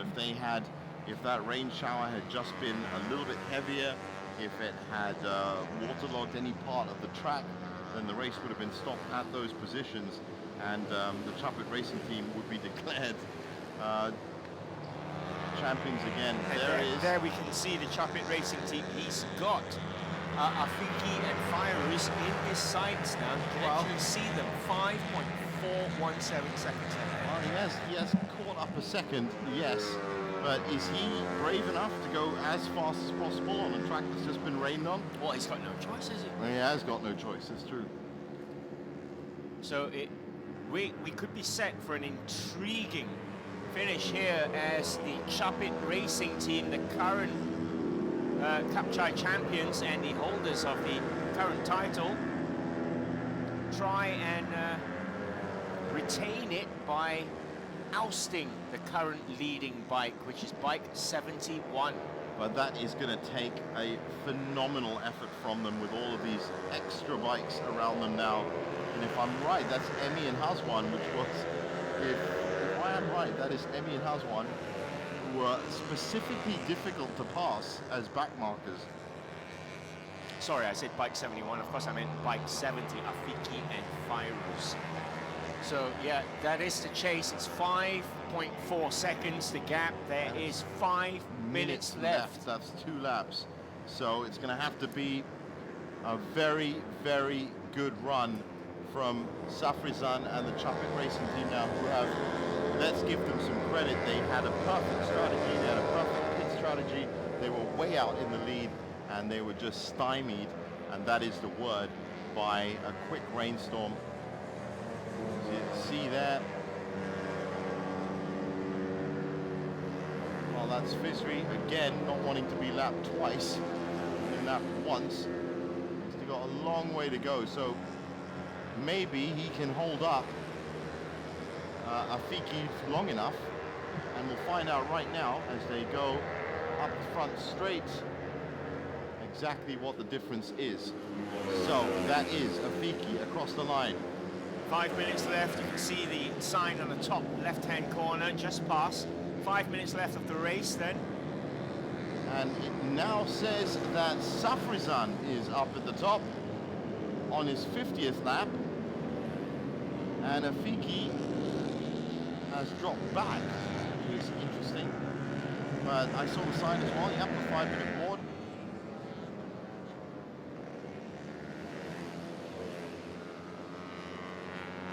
Well, I think that sudden rainstorm not only caused some problems for the riders and the track, but I think it's also completely looked at our result system over here and may have affected that as well. With such a large amount of riders over a 3-hour race, it was the last thing we probably needed, but it is sorting itself out right now.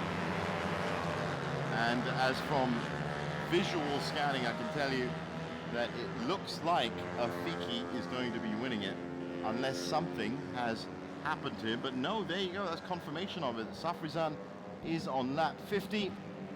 The number 68 bike, it looks like the Chapit Racing team, he's having a lot of trouble with these back markers. Have a look at that. 3 minutes left for him to go.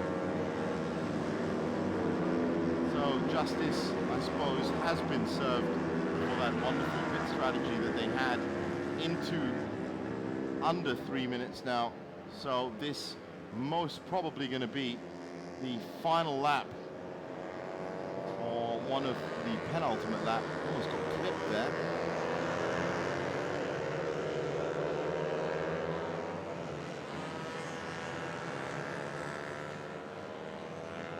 It must just be so confusing for them as well to suddenly see all these bikers that they've been lapping all suddenly in a group again. It's so different to drive or to ride in a group.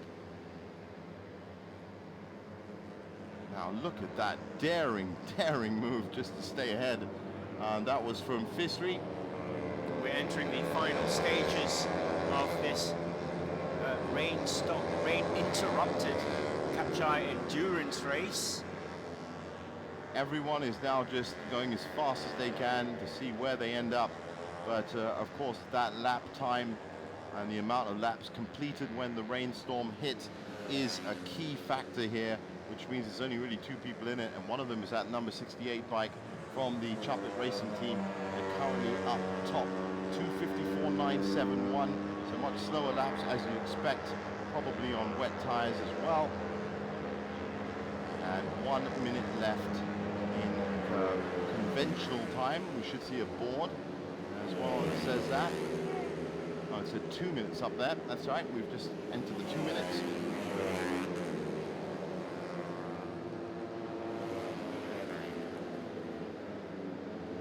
And a late charge from Fakhrushi Shakrin and Mohammed Ibrahim, the Mewa Cafe team. Everything writes itself at the end. Fastest lap so far. They've put the fastest lap in so far. They've moved up to second. And Afiki and Fairuz, who had it in the palm of their hands, are now down to 5th. And this is the agony and the ecstasy of racing with unconventional circumstances in the middle of it, or I should say really right near the end of it, because for 2 hours the Chapit Racing team had this race absolutely sewed up. That's how motor racing goes. 30 seconds left. One of them's had enough. It looks like That's a number 50 bike, if I'm right. Right, he has definitely called it out. Oh, it was Amir Zafri, it's a 20 biker, and M. Azizi. And now it looks like Afiki is retaking the lead. Both Afiki and Safrizan are on 51 laps. That's what we know. And according to the results, as you can see there, the best time has been put up by Afiki. One last blast from them. And that's going to hopefully put them on top of the heap. The time has run out, as you can see. These will be the final laps of the Kapcai Endurance.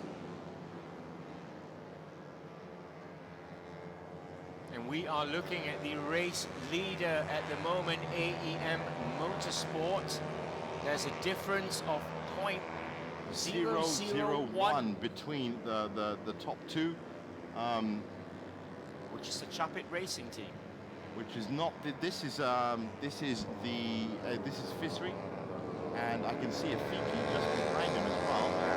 But I can't see. Maybe wrong our computer screens. I think our computer screens may have been leaked into by the rain, because that doesn't look right. Now this, I'm sure, is going to be the last lap.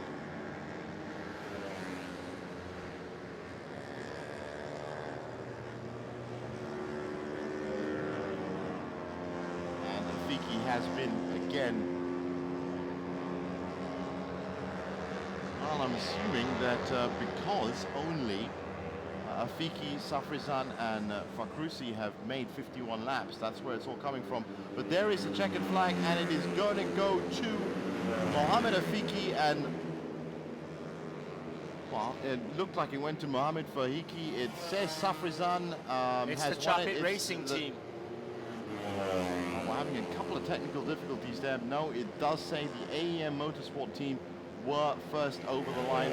Safrizan second, just 0.001.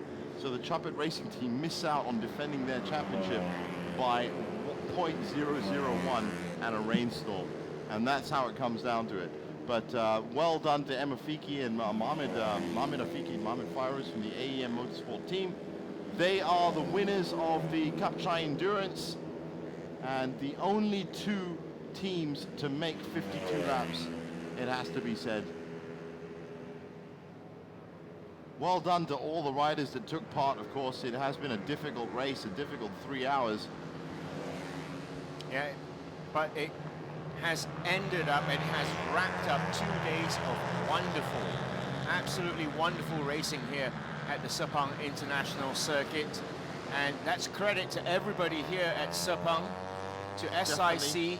to Pirelli, who put on the Malaysia Superbike Championship. We've seen some top riders, some top racing in the Superstock KTM categories, as well as the Superbike Open 250 and the Supersport categories. And this Kapcai Endurance, which we have witnessed for just over 3 hours now. Just over 3 hours now. Don't forget that this is only round 2. Round 3 of the Pirelli Malaysia Superbike Championship is going to be on the 28th to 30th of July. Round 4, the 15th to 17th of September.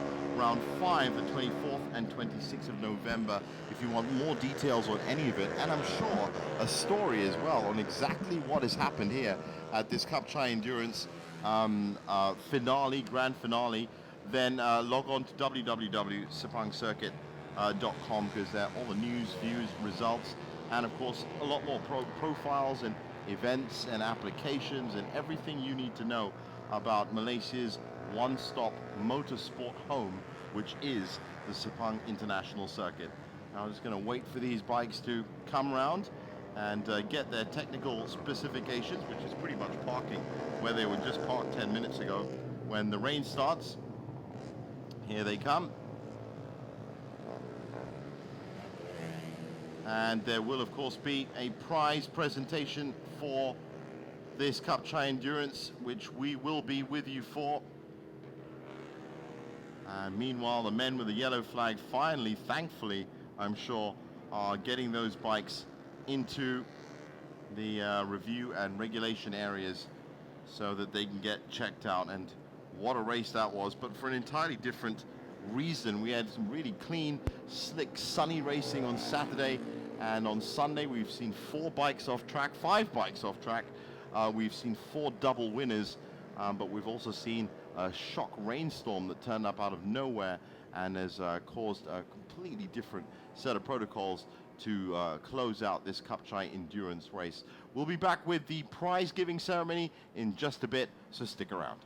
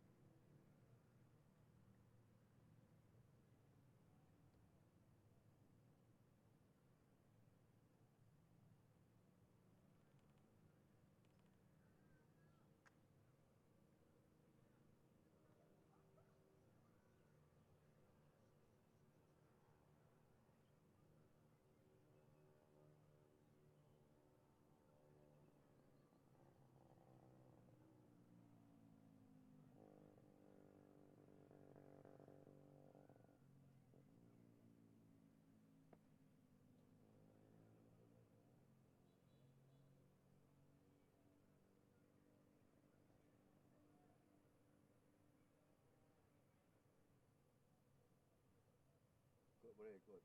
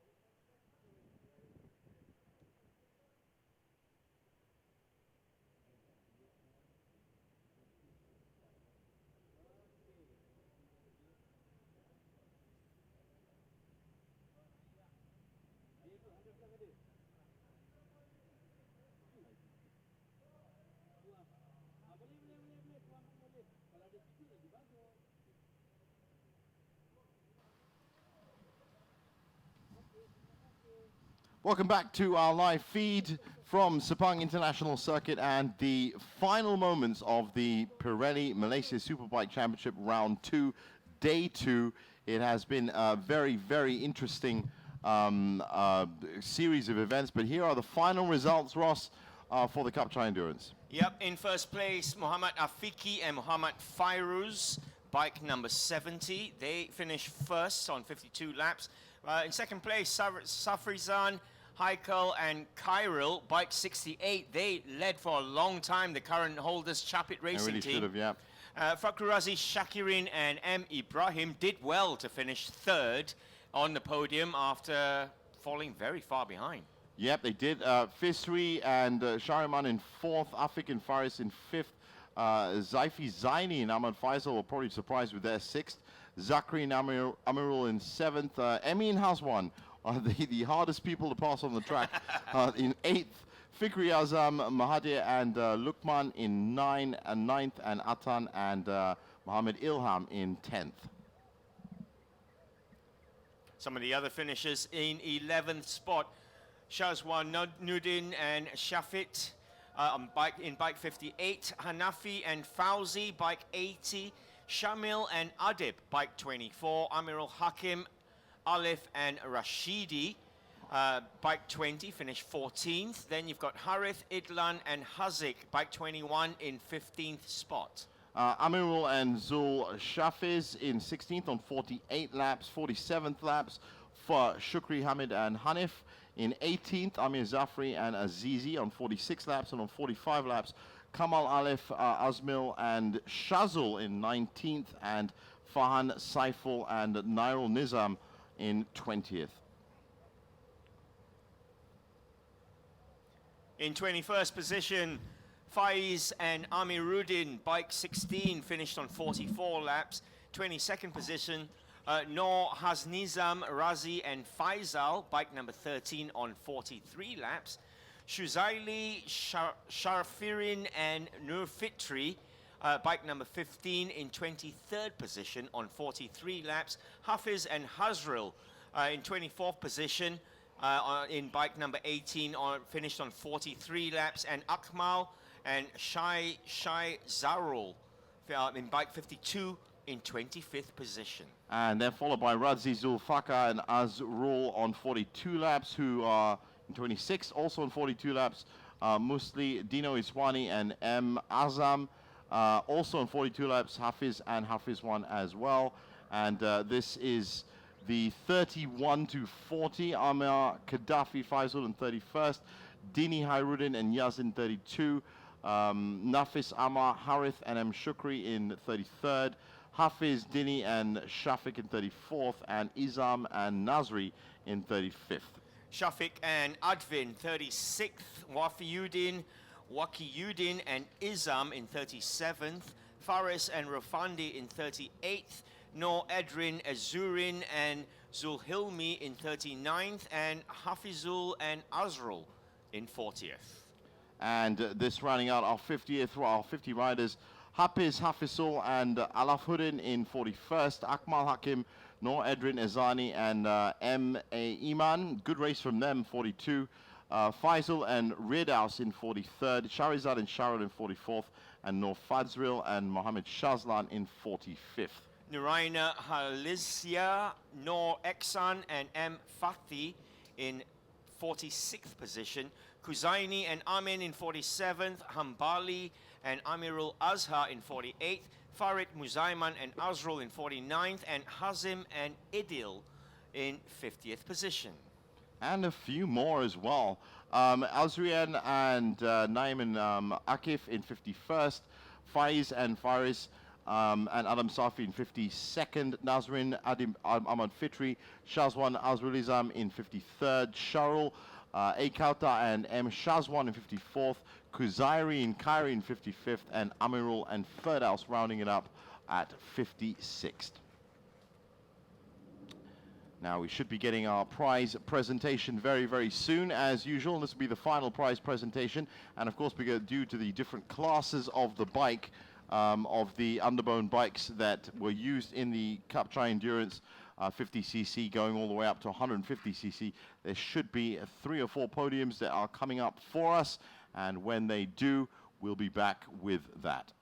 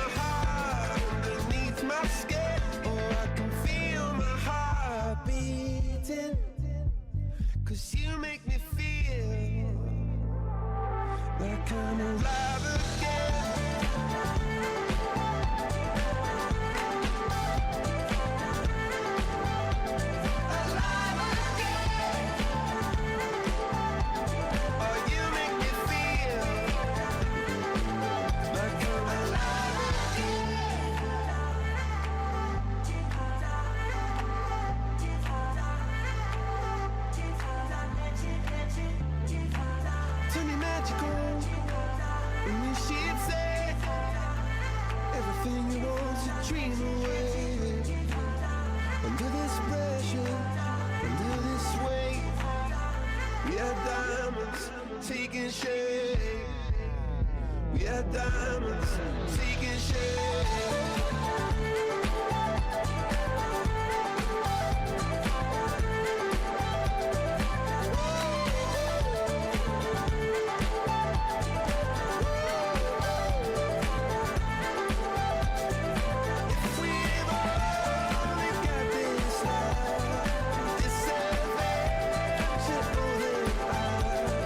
If we've only got this life, you get me through.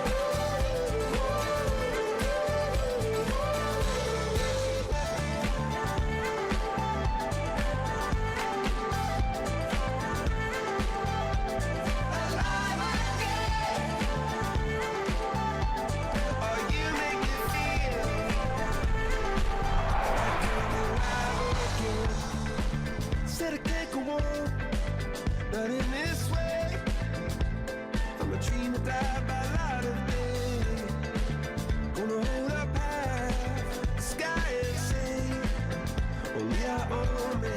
I feel my heart beating.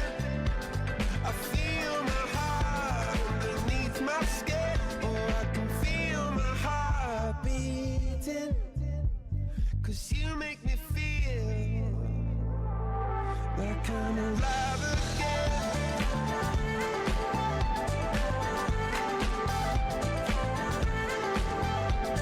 Alive again. Oh, you make me feel like I'm alive again.